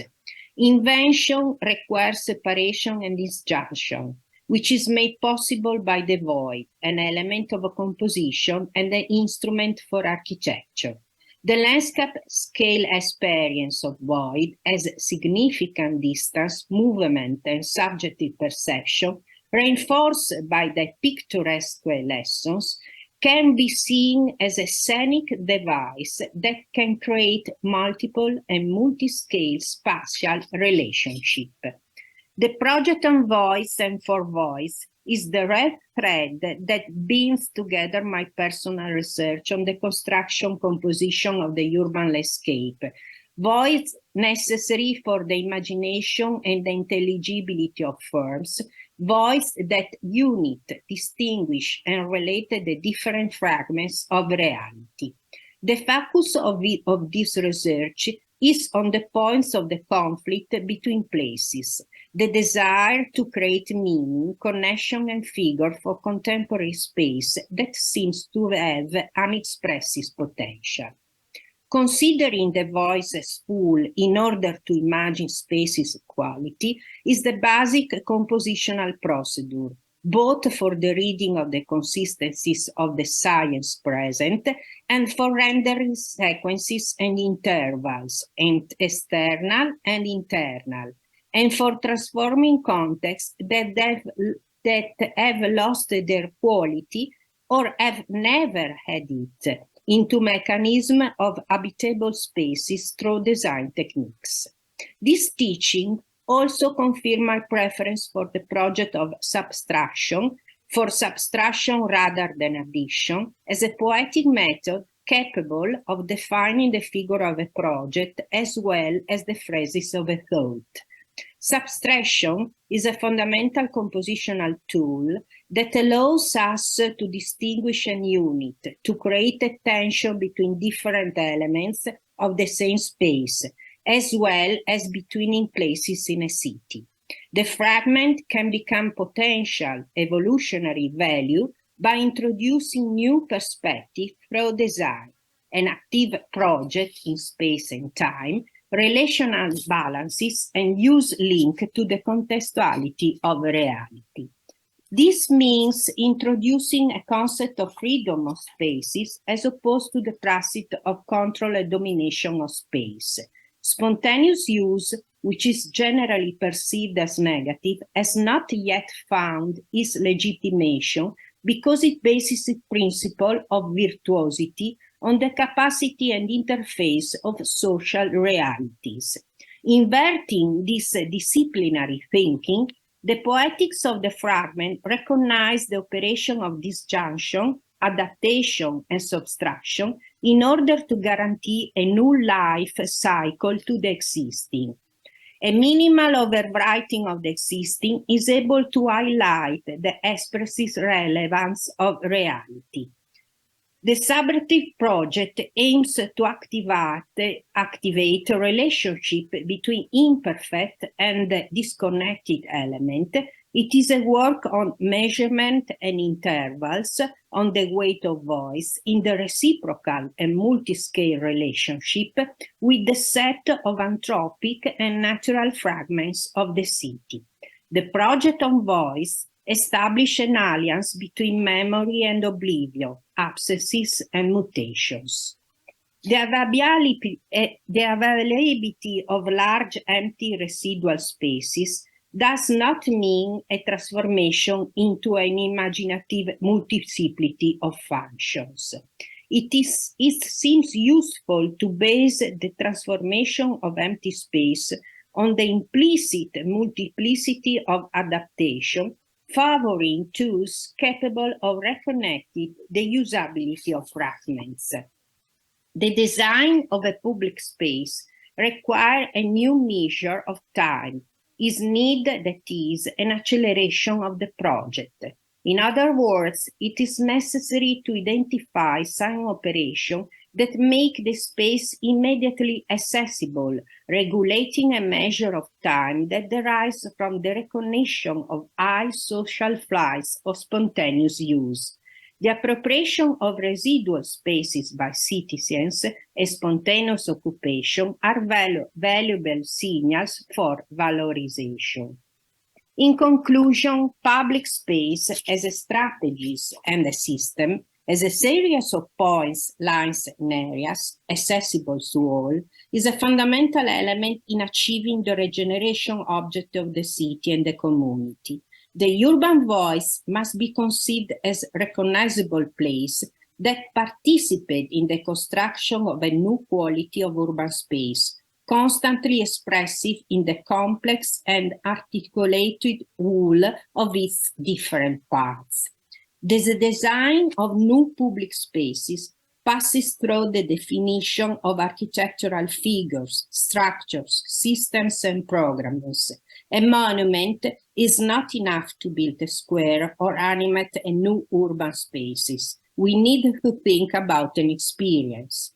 Public spaces are necessary for us to access our private enclosure, to reinforce the free social interaction with which we identify urban life, and to respond to new challenges of climate change, risk, safety, and health of citizens. In contemporary city, neither urban nor rural, design must be based on relationships rather than objects. It must also take into account the development of mobility spaces according to activity and flows, because traveling is much more than just going from one place to another. Fluidity, hybridity, and depth of meaning should be the salient characteristic to look for in the architecture of public space. In our research and experimentation, the theme of open public space has always emerged as a topic of discussion and investigation, and has also become a key element in our design work. Rethinking voids as palimpsest seems to be a fundamental tool for reconnecting existing fragments, for imaging spatial and multiple density. Working with subtraction design can allow for an immediate reappropriation of space that does not hinder long-term regeneration. To strengthen the character of place, it is useful to imagine elements, geometries, and figures in continuity and dissonance with their context, studying architectural device that allows the open extension of space. It is necessary to strengthen the natural architectural continuity and the perception of the landscape, giving space to the open and free extension, views and perspective where artifice and nature overlap. Working with the landline to imagine topography of variable configuration, leaving room from the unpredictable and learning from spontaneous uses. We believe that a few simple and clear gestures can highlight the quality of places and establish relationship with them. Laconicity is a way of thinking and acting. It is difficult to name and operate within this poetic, both in the construction of the architectural project and in the transmission of a thought. Thank you very much for your attention, and goodbye.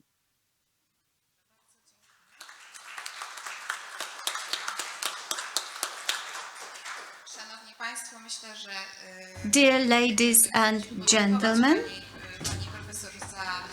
we need to thank Professor Battaino for the video she has sent us and for the many different thoughts she shared with us in her presentation, because she touched upon the very important aspects of social dimension, geometrical dimension, but for me the most worrying themes concerned the loss of the spirit of public space.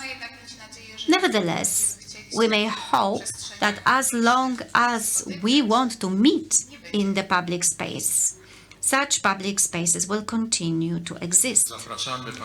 Okay, and now over to Professor Martinelli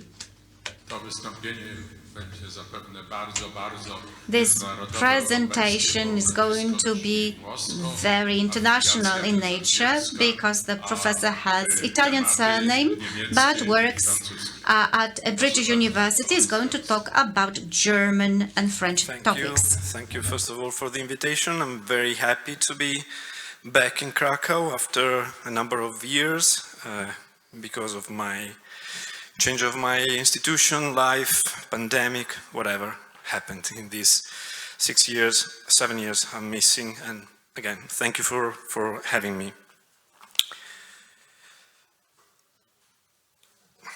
One of the most fertile aspects in the investigation of the relationship between architecture and the city is how tradition and innovation influence the urban context in their intertwining, overlapping, and even in their opposition. The city, in fact, is a repository of science and materials that endure and upon which the intervention of the new is grafted in a succession of human actions and traces that mold the urban environment in layers and juxtapositions. In particular, the question of dualing offers an opportunity to examine how this theme has been interpreted in the attempt to construct the human environment in the necessary creative continuity to respond to the demands of life and the aesthetic needs of humans as they vary and persist over time.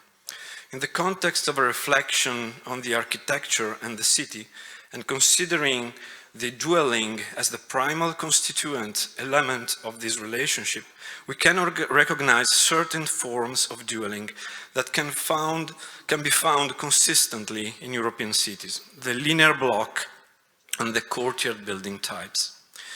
The direct relationship of the linear block building with the street and the other public spaces, such as the square, the park, the garden, is one of the most peculiar aspects that construct the residence and at the same time structure the city. We could recognize the origin of this configuration in the linear portico structure of the Greek city Stoa and Roman city Forum, where the repeated and serial element of the colonnade precisely configures a public and semi-private space at the same time, both open and protected. This kind of relationship is evident in the development of the traditional urban fabric of the European city. Similarly, the memory of traditional spatial configurations can be found in the architecture of courtyard building types. As an illustrative example, Palladio's palaces in Vicenza, with their open-air atriums, can be interpreted as a monumental reinterpretation of the Roman courtyard house. But not only. Giorgio Grassi and Aldo Rossi, for instance, have emphasized how the model for this urban building type can be found in rural houses and collective structures, such as convents, schools, hospitals, whether located in urban or rural areas. With the crisis of the 19th century city, the building types and urban configuration of the traditional city needed to be challenged. The critique of the corridor street was the key aspect in Le Corbusier's idea of renovation of city planning.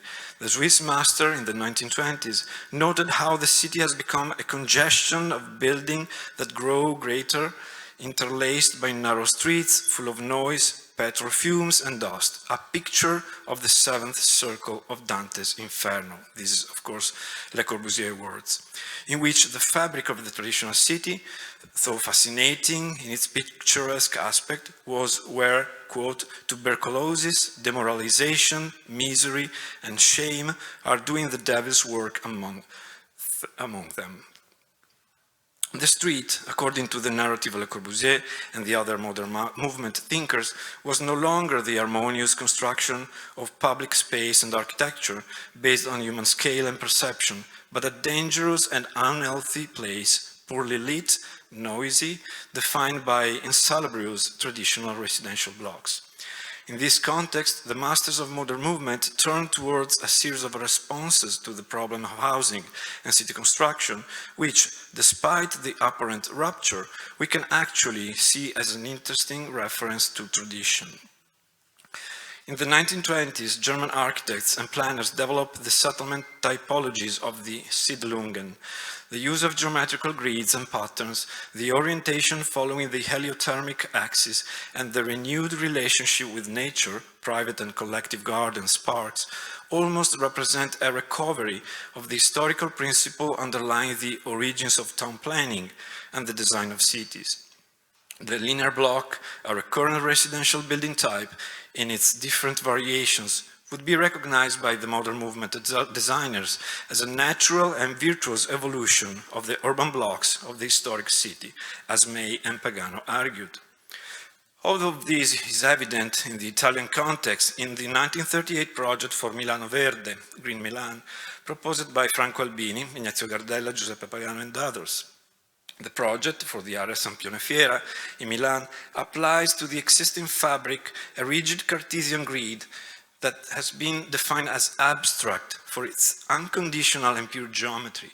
But as noted by Raffaella Neri, it is abstract, quote, in the sense of general, of universal, abstract and geometric, because it's demonstrative, because its geometric order contains and displays an idea of architecture, an idea of a city, end of quote. And after all, it has the same virtuous abstraction represented by the long thread that connects the Podamus grid of the Greek city and the Roman Centuriazio that designed the Italian landscape to the Renaissance ideal city, up to the urbanization of the American continent. The courtyard type, transfiguration of the courtyard house or the cloister, and the linear block type, reinvention of the portico, the forum and the stoa, show the continuity of memory, history, and tradition in the architectural and urban devices that allow the construction of the city. My paper, included in the book, focuses in two emblematic precedents of this reflection, both designed in the mid-1920s, represent the trajectory between tradition and invention in the architecture of dueling at the urban scale and at the architectural scale. Le Corbusier project for the Immobile Villa, the monumental courtyard building that represents his tendency of embodying in his work traditional types and architectural elements, the modernist reinvention of the urban fabric as a composition of linear blocks in Marl Stam's Heller of Siedlung in Frankfurt. But today, I will discuss only the theme of the linear residential block and its reinventions between Germany and Italy in the 30s, 50s, and 70s.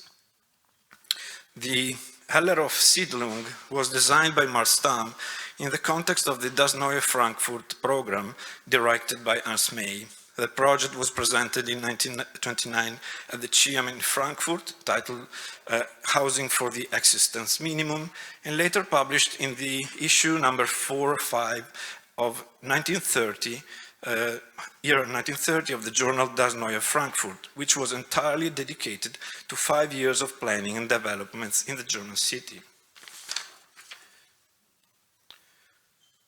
The layout of the project is related to the final phase of the evolution of the urban block in the European city, as described by Ernst May in the famous diagram depicting the transformation of the traditional compact block into a system of enclosed courtyard buildings and then into a system of parallel linear buildings that construct a more open new city, which Marl Stam evoked in 1923. Quote, medieval cities were enclosed by walls, so their main characteristic became self-containment and compactness. Modern cities, on the other hand, open up towards the outside. End of quote. The Heller of Siedlung belongs to the third type expressed in May's diagram that corresponds to a system composed of linear residential blocks with open spaces in between, arranged in a north-south orientation.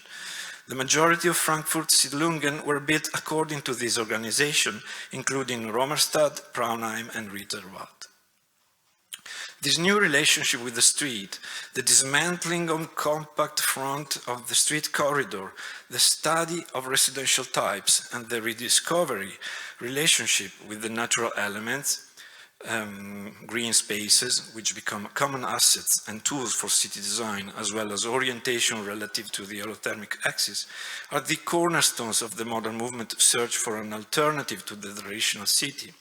The intervention includes 800 apartments distributed across a series of linear buildings of varying heights, some of which exceed 160 meters in length. There are 3 two-story buildings oriented east-west, served by a balcony, 4 three-story buildings, and 1 four-story building oriented north-south. The buildings are spaced approximately 25 meters apart. The apartments have different typological layouts, all on a single floor, with a minimum area of 36 square meters. They are characterized by loggias and terraces that enrich the internal space of the kitchen and living room, while also contributing to the design of the long facade. The bathroom and kitchen are designed with minimal dimensions to prioritize the living rooms and bedrooms, which are designed with equipped walls that contain niches, shelves, wardrobes, allowing for a greater availability of useful surface area for living in the house. Care and attention was given to the articulation of the facades, elaborately designed in relationship to their facing onto the street, as a place of interaction between the collective building and the public space for city relations. The south front of the complex is defined by low-rise, 2-story balcony buildings inserted into the high-rise blocks perpendicular to the street and characterized by rhythmic alternation of solids and voids created by the deep recesses of the loggia. The ground floor of this section is set back slightly and dedicated to commercial activities. The north facades feature a system of columns that support the upper floors, defined by the transparent and aerial appearance of the loggias. Some low enclosed buildings intersect with the facade parallel to the street, set back and detached from the vertical supporting elements. This arrangement, repeated for each linear block, evokes somehow a sort of portico streetscape along the main northern street of the settlement. Moving from modern movement to more recent times, when the architectural theories and projects tended to question and challenge the modernist dogmas represented by the previous case study, we can recognize some of these themes and architectural types in projects carried out by Italian architects for the realization of residential fragments of urban context. In Aldo Rossi Gallaratese project, the architectural archetype, the portico, the typical Milanese corridor hallway, the square window, a reaction to the ribbon window, and the pitched roof, opposed to the modernist flat roof, and the modernist linear block type, the Siedlung, the Unité d'Habitation, are infused with the reworkings, assemblage, compositions of familiar and recognizable figures and elements.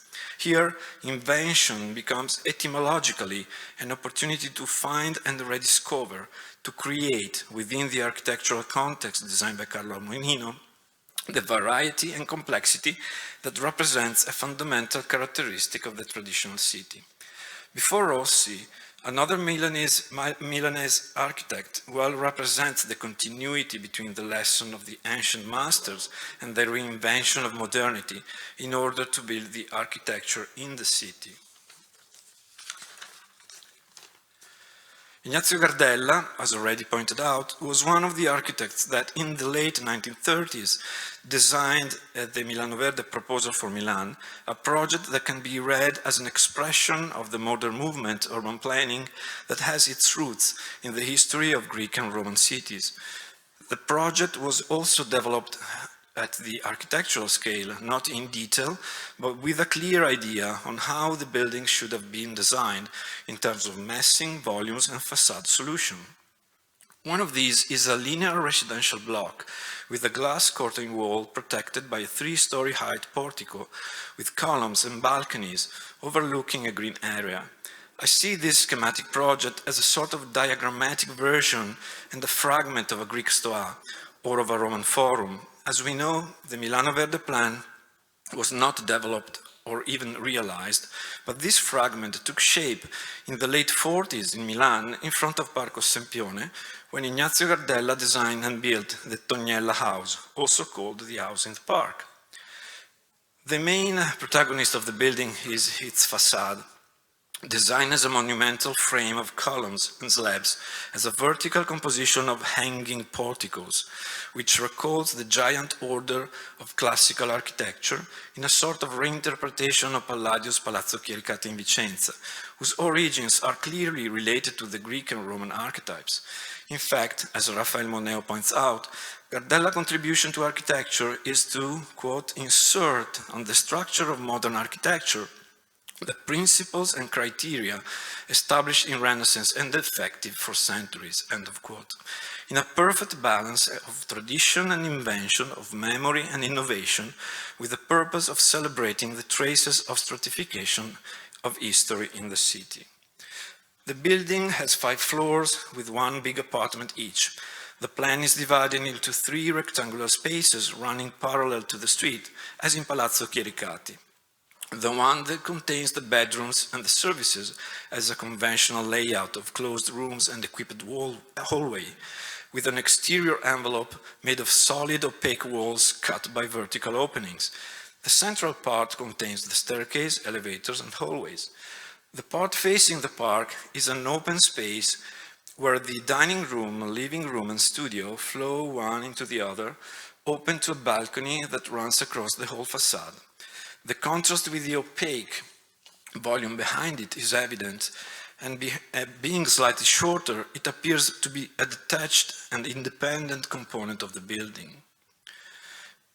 Behind the frame of columns, Gardella designs the envelope that enclosed the interior as a broken line made of thin, solid panels, but mostly of big floor-to-ceiling windows, as an asymmetrical free form flowing behind and between the pillars.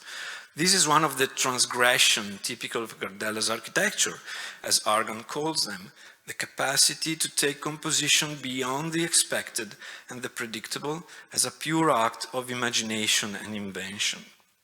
Yet, Argan notes, this is not a simplified personal gesture, abstract from reality, but a reaction to light and atmosphere and the actual life inside the building. From the inside, the vertical composition of the pillars frames the view towards the park, which is a consistent presence in the interior, enclosed by the transparent thin wall of windows. This flowing envelope, which sometimes incorporates the pillars into the interior, seems to extend and contract under the vital pushes of the interior and as a reaction to the outside. As in Palazzo Chiericati, in the Toniella house, the play of light and shadow contributes to the perception of the thickness of the facade from the outside and clearly shows the tension between the classical rigidity of the pillars and the gracious and sculptural arrangement of the thin wall behind them. Since in front of the building there is an open space and a huge park, this chiaroscuro play helps to give visual strength to the building, also when seen from the distance. This is the result of the fertile and balanced tension between memory and invention, and a tribute to how architecture and the city were built in ancient times. Thank you.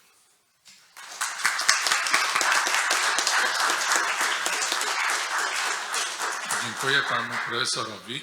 No i może podzielę się z państwem bardzo krótką refleksją, bo za chwilę, bo już jesteśmy w niedoczasie i czeka na nas kawa. Dwelling in the city, mieszkać w mieście. To niby oczywiste, bo większość z nas mieszka w mieście, ale w czasie tego referatu zdałem sobie sprawę, że jeżeli identyfikujemy miasto, to przez jego przestrzenie publiczne, nie przez osiedla, or cities through its public spaces, not through urban dwelling areas and sites, but through public areas, because we live in our apartments and we rarely identify cities through some industrial spaces. So here, Professor, in his brilliant paper, presented how the manner of living that has changed or tremendously, I would say, that it impacted the morphology of a city. It's incredible. Thank you. Ladies and gentlemen, so now we're up to a coffee break. So it's 16:40. So let's meet in 10 minutes back.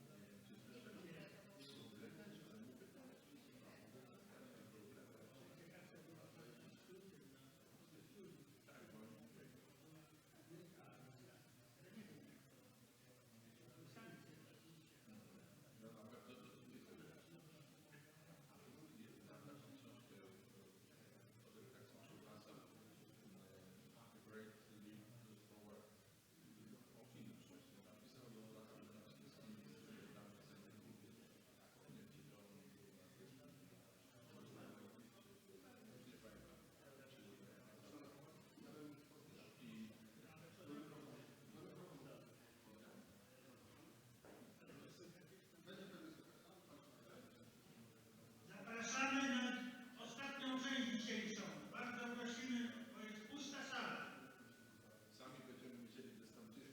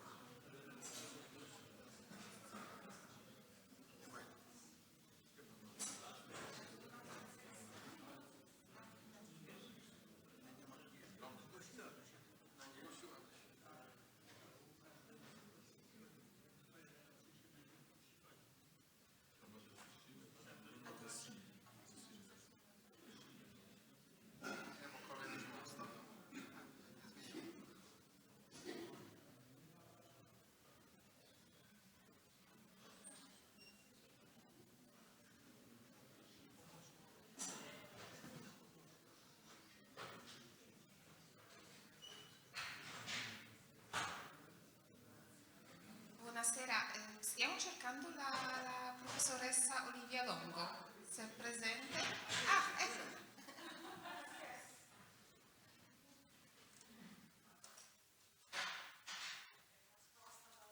Ah sì, sì, in effetti non... Grazie.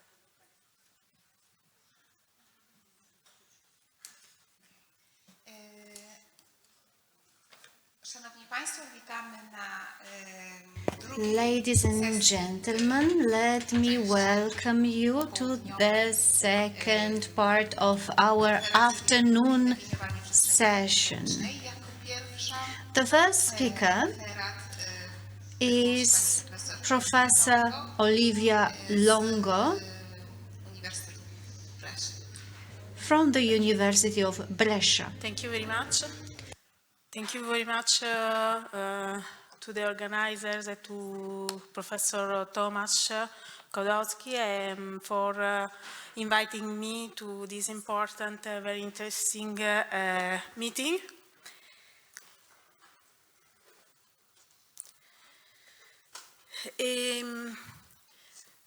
The ways of thinking art in Thomas Saraceno develop exchanges in several areas of knowledge with unexpectedly fruitful results, allowing a broad reflection on art and research. His transdisciplinary artistic projects seek solutions for a more sustainable planet, combining art, natural and social science, inviting us to change our point of view on reality and to connect with natural elements such as dust, spiders or plants that become protagonists of his installation. According to Saraceno, space is a sort of negotiation between people, something to share, invented and reinvented continuously by the way in which people relate and interact with each other. In June 2021, Thomas Saraceno's working installation in orbit was reopened.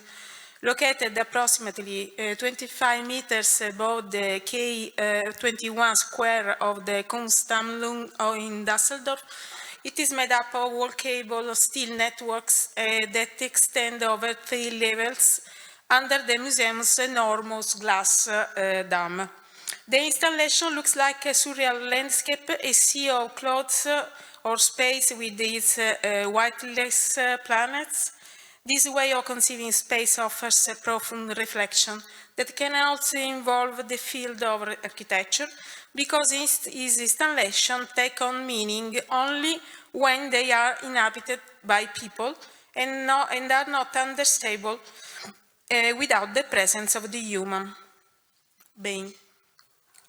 Sustainability runs through all areas of human life, and it is the individual awareness which everyone must acquire by combining the parts with the whole.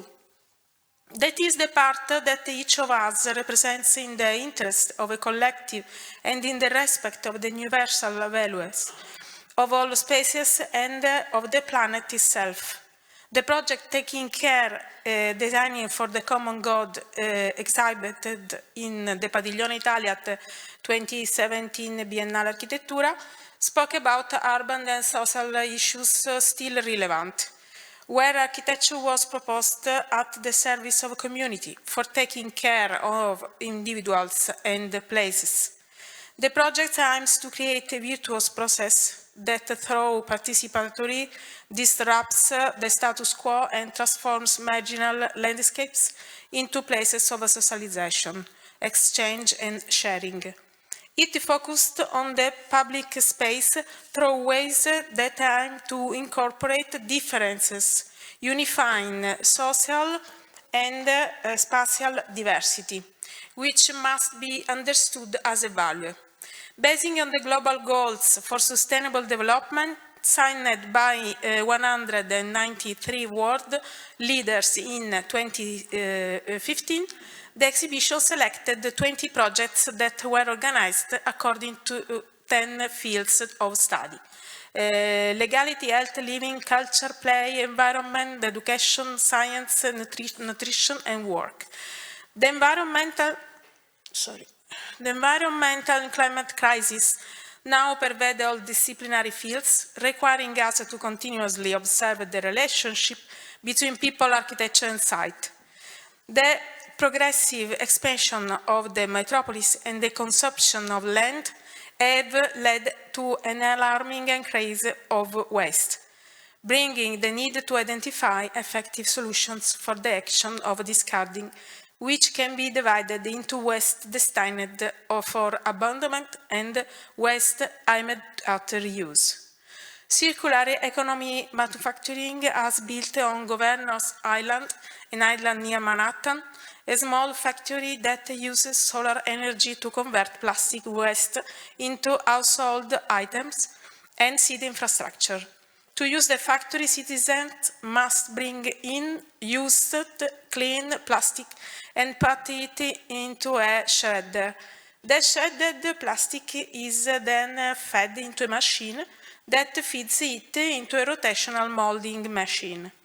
So far, the Governor's Island factory has produced lamps and planters that have been resold to the public to fund future initiatives. Many technologies are being developed to 3D print our homes, but unlike BioHome 3D, most are printed using concrete, while the entire BioHome 3D was printed using biomaterials 100% recyclable.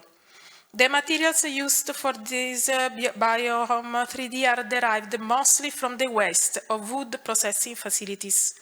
Therefore, they are not just sustainable, they are also quite cheap. The technology used to print the main prototype house could help alleviate the long-standing shortage of affordable housing in the United States. Researchers estimate that in Maine only, selling and processing facilities produce enough wood waste to make about 100,000 BioHome 3D every year. Dutch architecture firm GAA recently finalized a residential building in the Bosrijk Forest Park in Eindhoven, the Netherlands. The building features a distinctive facade wrapped in 3 trunks used instead of columns, called forest bath. The architecture is inspired by the Japanese practice of Sharnik-yokuku, or forest bathing, which is a therapeutic act centered on staying in nature. GAA's goal for the building structure was to embody the principles of a circular economy.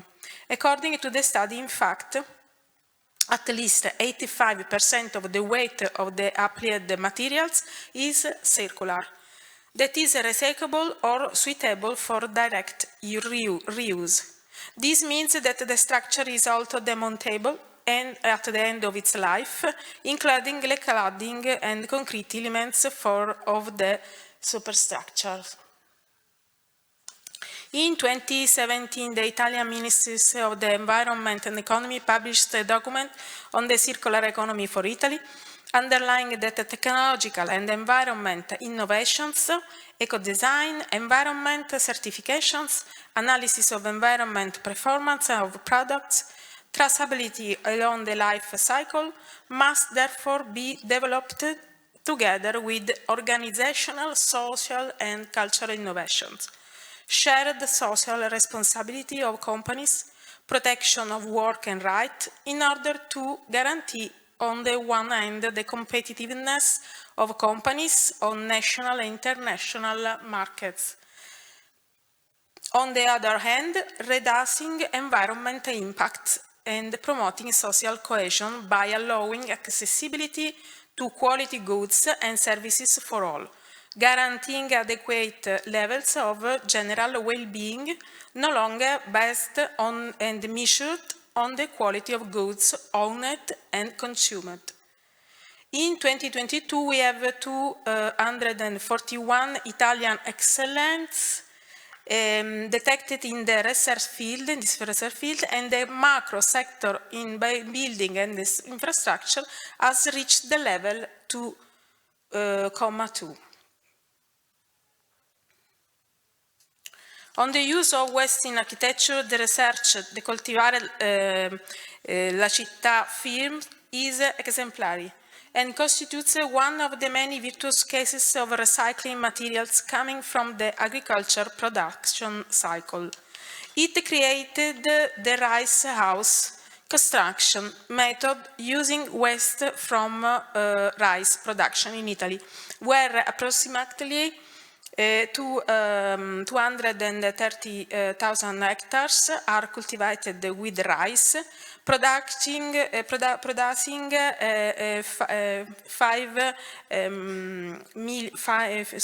57 million bales of straw. Rice also has calculated that 2 bales of straw are needed to build 1 square meters of wall. So, based on the annual production of architectural waste described above, we can get 11,500,000 square meters in total, at a very low cost, because they are generated from waste that farmers must dispose on. The high energy performance of straw allows the building made with this material to be classified as a passive building. The World Cities 2016 report by An Habitat showed that there are new forms of collaboration, cooperation, planning, governance, finance, and learning that can sustain positive change. The report demonstrated that the current urbanization model is unsustainable in many respects. It expressed a clear message that the pattern of urbanization needs to change to better respond to the challenges of our time, to address issues such as inequality, climate change, informality, and insecurity, and the unsustainable forms of urban expansion. World Sites Report 2022, Envisaging the Future of Cities, seeks to provide greater clarity and insights into the future of cities, based on existing trends, challenges, and opportunities, as well as disruptive conditions, including the valuable lessons from the COVID-19 pandemic, and suggest ways that cities can be better prepared to address a wide range of shocks and transition to sustainable urban features. The Ecopolis Plaza project created for the municipality of Rivas Vacia, Madrid, contains in the program an energy-efficient kindergarten, a place for children, and a new public space, and it is conceived as a source of learning for citizens, educating on energy saving and optimization of natural resources.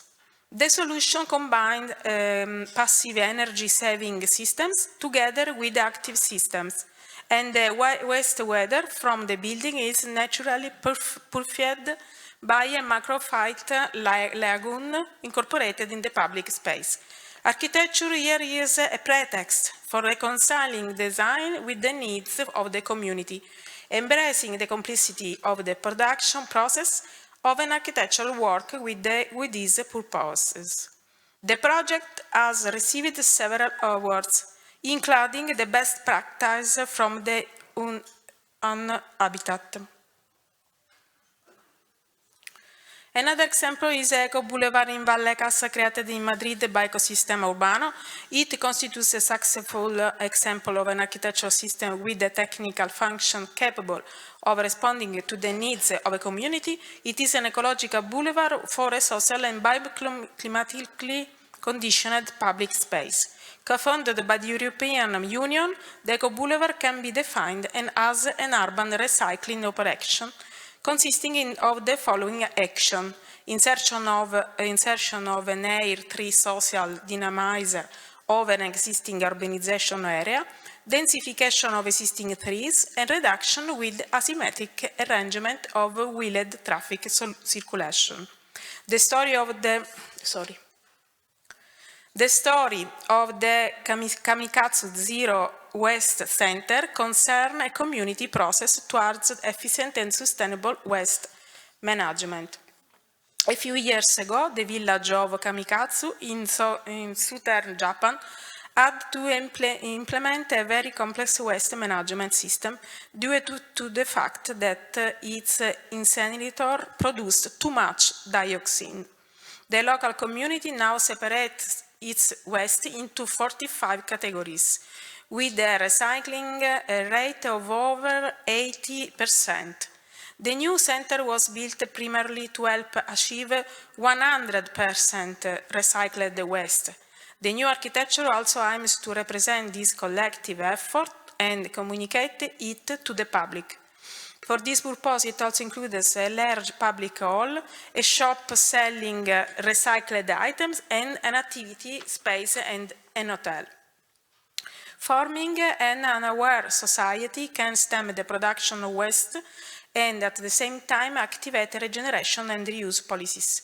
If we start from the assumption that the recovery and reuse in the city can contemplate different scales of action, from materials to buildings to entire neighborhoods, we hope that recycling centers can be the physical spaces where this regeneration process takes place. Rather than physically representing the city's waste, these centers can be rehabilitated on an urban level by conceiving places of contact within them, with permeable walls between the reuse activities and the community. They could therefore also contain spaces for learning about the recycling process, places for dialogue and information recycling, educational workshops on saving for creative reuse, etc. I conclude this presentation remembering that we will mostly leave rubbish for posterity. A strong message came from the German artist A. Schultz, who created and placed trash people in various cities around the world. The installation recalls the terracotta army present in the mausoleum of Xi'an in China, but instead of a ceramic, the 1,000 sculptures that make up the majestic installation were created with the old cans, plastic and bottles, detergent containers, rusty cans, etc. The installation offers the possibility of relancing a severe and important warning through art. Trash people is a cheerful and at the same time disturbing presence because it reminds us that the most magic of the place of the planet have all been reached by human pollution. In the idea of a circular society promoted by European Union based on reuse and recycling, some verbs such as select, disassemble, exchange, deposit, convert, transform, etc. will become increasingly familiar. If it's true that industrial products are banks of resources, as Thomas Rau states, and that the accumulation of waste and post-consumer goods should be considered the precious deposit of goods, we can consider waste among the main resources of the city of the 21st century. Thank you very much. Thank you, Professor. Thank you very much for your reference, particularly to the works shown on Biennale di Architettura. As we all know, it was the laboratory of the future. So particularly quoting the methods, the ways to develop public spaces in the more energy efficient way was in fact a very good contribution. So we found here a lot of ideas and concepts for further harmonious growth of the city. Thank you very much. Nasz częsty prelegent niestety nie dotarł. Unfortunately, our frequent speaker could not make it to Krakow. Well, Catania is not very near Krakow, but fortunately we have a film from Professor Messina. The theme of my speech is the architecture of sprawled city. I would start from the consideration that the urban population has been growing to the point of overtaking rural population in 2009. As a result of these trends, a progressive phenomenon of territorial dispersion has distorted the reciprocity between city and countryside that has always characterized the Italian territory. The Italian School of Urban Studies is based on this cultural tradition, a singular synthesis between theory and practice, expressed by the concepts of operating history and territorial environment theorized by Saverio Muratori.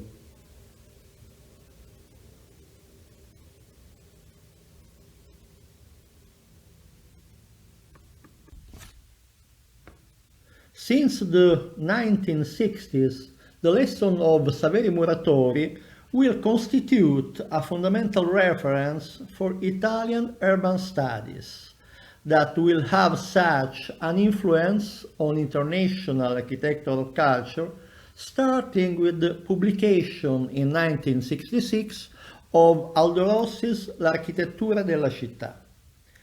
In the context of researches of Italian scholars, it's possible to identify different sensitivities. If, for example, Rossi's analysis focuses on the symbolic value of the architecture of the consolidated city and on the permanent characteristics of urban evolution, Carlo Aimonino's reflection tends to interpret the relationship between typology and morphology as a procedural phenomenon, instrumental to the construction of the contemporary city. The city by parts, formally completed, can only be realized if, by re-examining the relationship emergencies fabric, the concept of typology is in crisis and the entire urban dimension is entrusted to architecture. So the question posed by Muratori and Aimonino, the alternation between city and countryside and the central role of architecture in the construction of the city by parts, could constitute for us a disciplinary legacy with respect to the increasingly pervasive phenomena of entropy of the settlement system of our time, whose complexity is signaled by neologisms that have become now common sense: no places, junk spaces, bigness, third landscape. Starting from these considerations, I would like to show two of my design experiences for Milan. The first is a project for the regeneration of the Scalo Ferrini as part of a national research project coordinated by Gino Malacarne. The second is the outcome of the Expo After Expo consultation the Polytechnic of Milan launched in 2016 among the Italian architectural schools in order to imagine a future for the Expo 2015 area after the conclusion of the Universal Exposition. The project starts from the master plan of Antonio Monestiroli, which identifies the elements of the new settlement system and relations with the consolidated city, the square, the Rambla as the main distribution axis, the green as a general connection system, the residential blocks. Starting from these elements, the project reflects on the character of the central and continuous void that organizes the linear layout of the residences. Located at a lower level than street, the green band extends to the edge of housing buildings. Modeling the ground, a different perceptive condition is introduced, configuring an isolated place from the vehicular travel system. A change in elevation splits the natural dimension from the built one, referring to two famous examples, Central Park in New York and the depressed system of the Leisure Valley and the Green Corridors in Chandigarh. The other fundamental units that define the project are the towers and blocks of residences, solid edges of the open space which organize the settlement alternating bands of public greenery and commercial street. The sequence residence, green residence street, reiterated several times, is underlined by the rhythm and plastic articulation of the blocks, whose casing is characterized by the system of loggias overlooking the greenery. The residences are structured as a linear building with 5 floors above the ground with mixed functions and typology. The first level is intended for commercial activities, and the residential floors are organized around the loggia, which becomes, on the top floor, an open courtyard. Commercial activities and the car parks are designed to be in the basement and underground floors. This project introduced a territorial scale. The site is a flat area. There is a substantial infrastructure, high-speed train tracks, the subway, the highways, the airports of Linate and Malpensa. The project is a new piece of the city that includes various construction phases. The area is closed by motorway and railway tracks, and the territory presents clear phenomena of urban dispersion. 5 large blocks with mixed connected functions: residence, areas for universities, areas for startup, areas for production. The ground floor is intended for trade spaces. The project starts from the idea of a turret citadel and intends to give shape to the character of introversion, proposing a saving of the land consumption. An annular service road makes the internal area totally pedestrian. The exterior is defined by a compact green border with underground parking lots that makes it easy to access to large pedestrian interior space with courtyards that provide natural lighting and ventilation. A built volume with a maximum height of 4 levels constitutes a passive accumulation curtain with south-facing green roof with urban garden.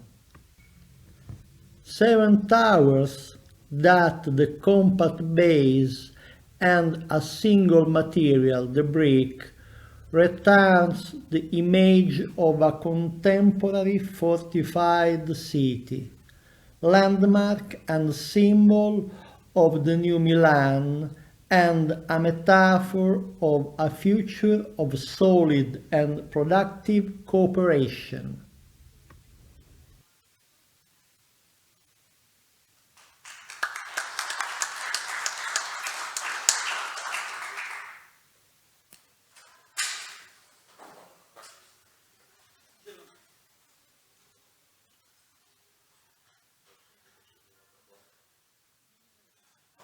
teraz jest. Przepraszam za tą przerwę. Problemy techniczne. Dziękujemy bardzo za We had some technical issues. Thank you very much for this beautiful presentation.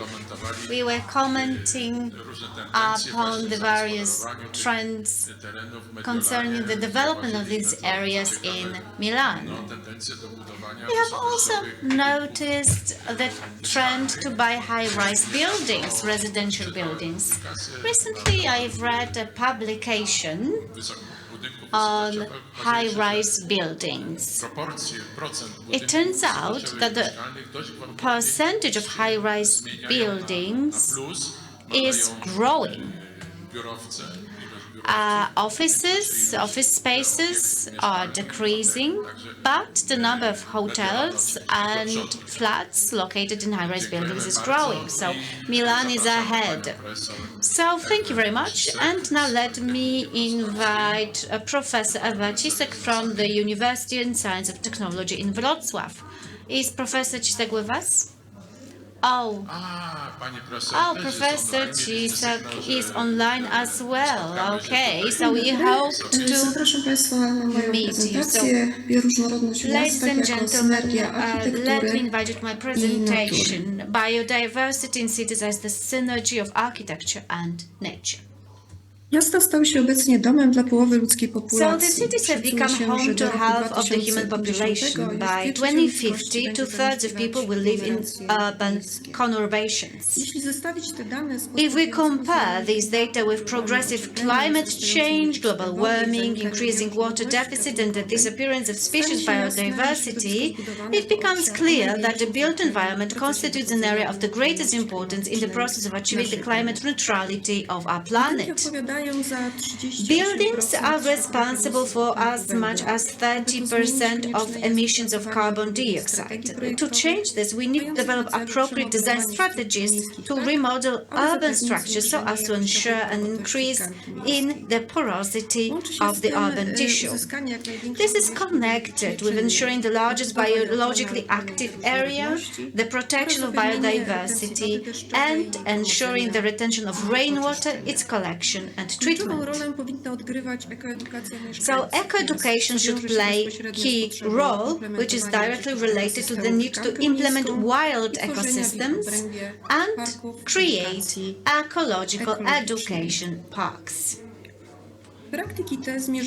These practices aim at achieving the new model of a city where buildings as a part of the new ecosystem create the new image of the city.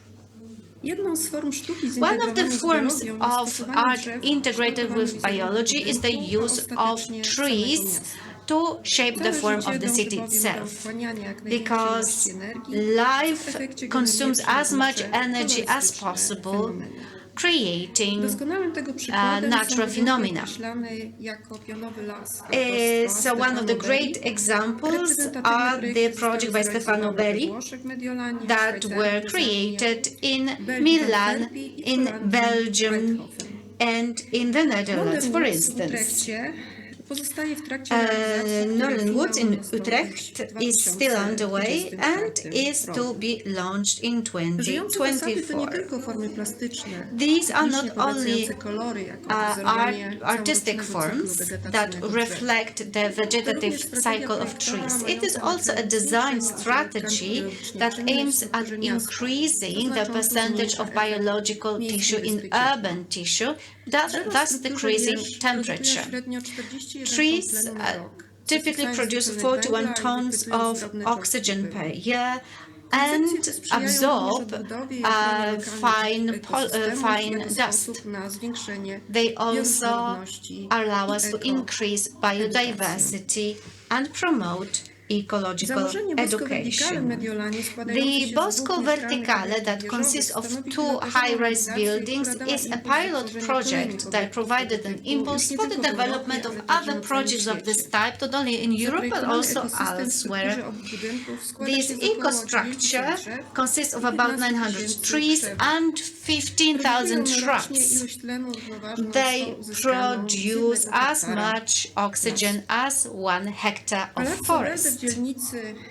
Nowe Południe w Antwerpii to z kolei kompleks Palazzo Verde in Antwerp is a complex of 66 apartments whose integral part are roof gardens that provide common space for residents, as well as green individual private terraces adjacent to residential Na ten units. lokalny, zorganizowany na dachu ekosystem This ecosystem consists of 88 trees, 1,000 shrubs and 1,200 plants. According to the author, in every place where vertical forest is created, climatic conditions are first checked, and on this basis the species of plants are selected. The concept of the selection must also be maintained in the future, which means that the owners of apartments cannot interfere into designed plant compositions and remove them. At the end, the building is designed, and apart from apartments, 30% are apartments dedicated to social housing. Among Polish examples, we may note the green roof of the Warsaw University Library by Irena Bajerska. This building is one of the best examples of combining the architecture with the local ecosystem, which divides the impressive area of 0.5 hectares into 4 colored compositions. So these examples can be called the green acupuncture of a city. They augur changes introducing nature into developed areas. The colors are similar to nature, and they are unique, which gives them a chance to become attractive landmarks in cities. The new ecosystem that was created by buildings that have lost their previous function but preserved the symbolic function for the city. Revitalizations of former post-industrial areas in connection with a pro-climate policy aimed at recreating old ecosystems and incorporating them into the urban tissue is a trend which is being dynamically developed by many European countries, including Norway. In 2019, Oslo was named the Green Capital of Europe. Well, the percentage of green areas is at 47%. By 2030, the city plans to plant 100,000 new trees. The rivers have contributed to the development of cities, focusing trade and commerce. In Norway, a river was Akseva, referred to as the mother of Norwegian industry. So one of the most important projects is the reconstruction and transformation of this river that used to be contaminated by sewage and now is a home to colorful flora and fauna. There is an ecological park 8 kilometers long, surrounded by parks and forests, ensuring biodiversity as well as a number of historic monuments from the Norwegian Industrial Revolution. They are developments from the 19th century that are powered by hydroenergy. Now they are converted to residential, educational buildings or museums. Even these imperfect buildings, these impressive factories, can be classified as architecture for itself. These buildings have not lost their symbolic impressiveness and significance for the city. They are erected next to waterfalls, just as castles that remain in stark contrast with residential areas. The importance of factories for the cities remains important until this day, especially given the fact that they have been converted and now perform important social functions. One of the most interesting ones concerns Vulcan, which is an old steel plant of 1908, which was adopted in 2010 into Madhallen, which is like a food court and a dance hall. And in 2011, new hotels were added and a new building that is a residential building hosting artists. Now, one of the other buildings has been also converted into a dormitory for students. 50 mostów łączy dawne There are 50 bridges that combine the both banks of the river. The old 19th century residential areas for former workers are being revitalized and now are used as social housing. The allotments are still used as the oldest urban gardens. The maintenance of these vegetable gardens is a part of the climate policy of the city that aims at extending the biologically active surface. The environment that follows the landscape in the context of local ecosystem. Well, it turns out that this context is important to support biodiversity. The preferred forms of spatial organizations include residential architecture integrated with education parks. These new urban ecosystems constitute closed local systems created on the basis of existing forests and park greenery concentrated around watercourses and water reservoirs. The environmental context seems to be crucial for organizing such ecostructures, whereas the architectural context is not necessary. This design is a part of deep ecology trend established in the second half of the 20th century in Norway. It is a long-term approach that focuses on increasing biodiversity and educating the residents. The fundamental assumptions of this deep ecology includes friluftsliv, so the joy of identification with wildlife, going out to nature that ensures necessary balance and empathy. And in the urban context, this role is performed by new city ecosystems that performs other functions, including residential houses for seniors, educational functions, including forests, kindergartens and schools, as well as services. Small gastronomy focus on local products and community spaces.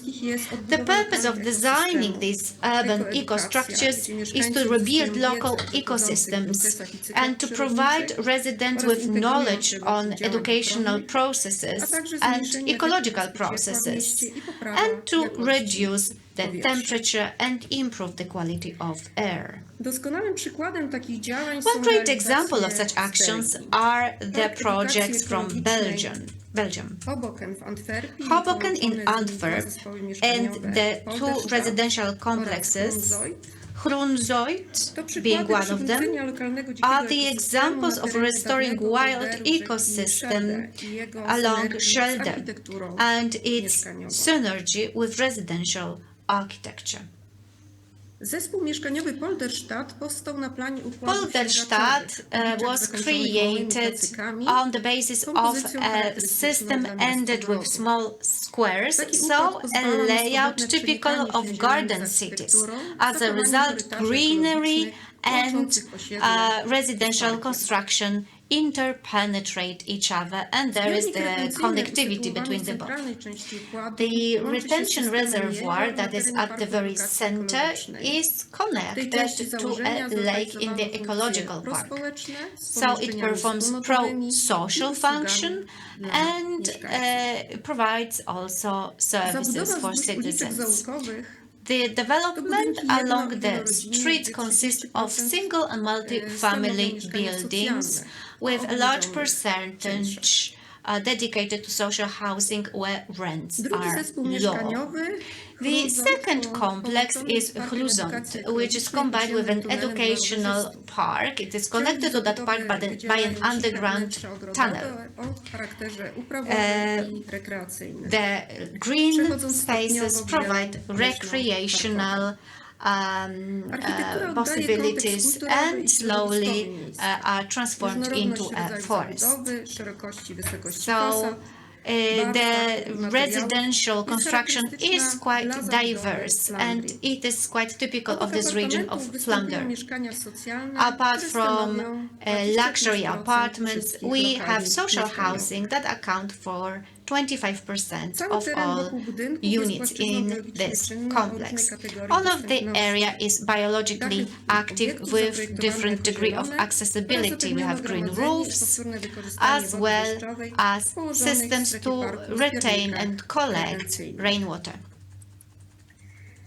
And the final example from Norway of 2008, which is the Park of Ecological Education combined with residential, educational and service functions. And the point was to recreate this system following the closure of an airport that was decommissioned in 1989. So the biodiversity was restored, a new system of rainwater retention was implemented, and the techniques of the park was remodeled by recycling the humus and the land from the previous airport.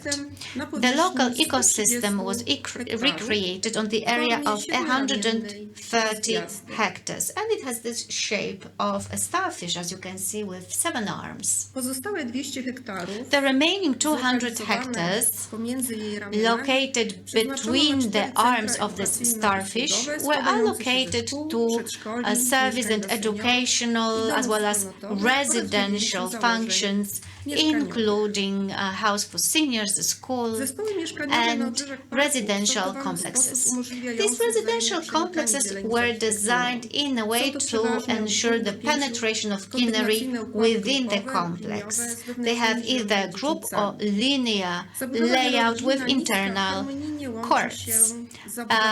Their development is quite low and is well harmonized with single-family construction in the area. So to conclude, let me quote the authors of this concept.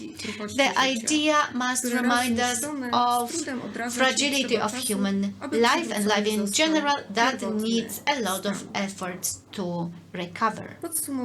And to sum up, the implementation of biologically active surfaces, such as wild ecosystems on green roofs, terraces, or park and forest areas that provide also educational functions, contribute to increasing the biological porosity of our urban systems. A building as an integral part of this ecosystem builds cities and allows to diminish the effect of the heat island and improving the quality of air.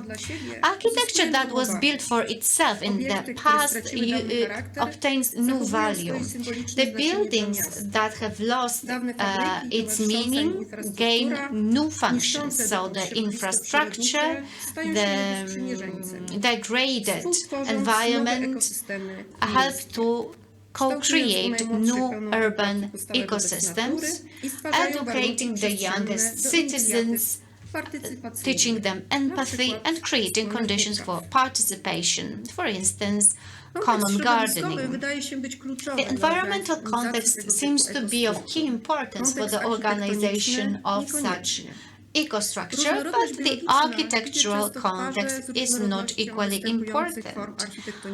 Biodiversity goes hand in hand with a number of architectural forms. These trends are part of this larger tendency that originates in Norway. It's aimed at combating the climate crisis. Thank you very much for your attention. Thank you very much, Professor Cisek. That was a very optimistic presentation because we had a chance to see a mini paradise, I would even say, in which we may integrate with nature, architecture, humans, plants, animals. And importantly, this is becoming reality. Decades ago, it was just a manifesto, a weird idea. But now we are getting used to that. I remember that we would criticize green roofs. Some people said, well, wait a moment, for thousands of years, we wanted to bring the water as soon as possible to the ground in order to protect the house. And now we are going to plant something, we are going to retain water. Well, it turns out that thanks to new ideas, innovation, new technologies, everything is possible. So the future is green. Let me now open our discussion, and first let me hand over the mic to Professor Kuczyński.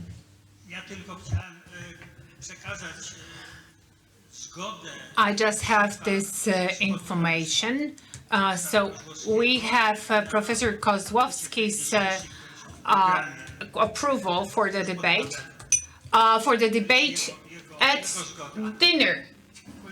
So we're closing this session, and let us debate and discuss concepts when dining together tonight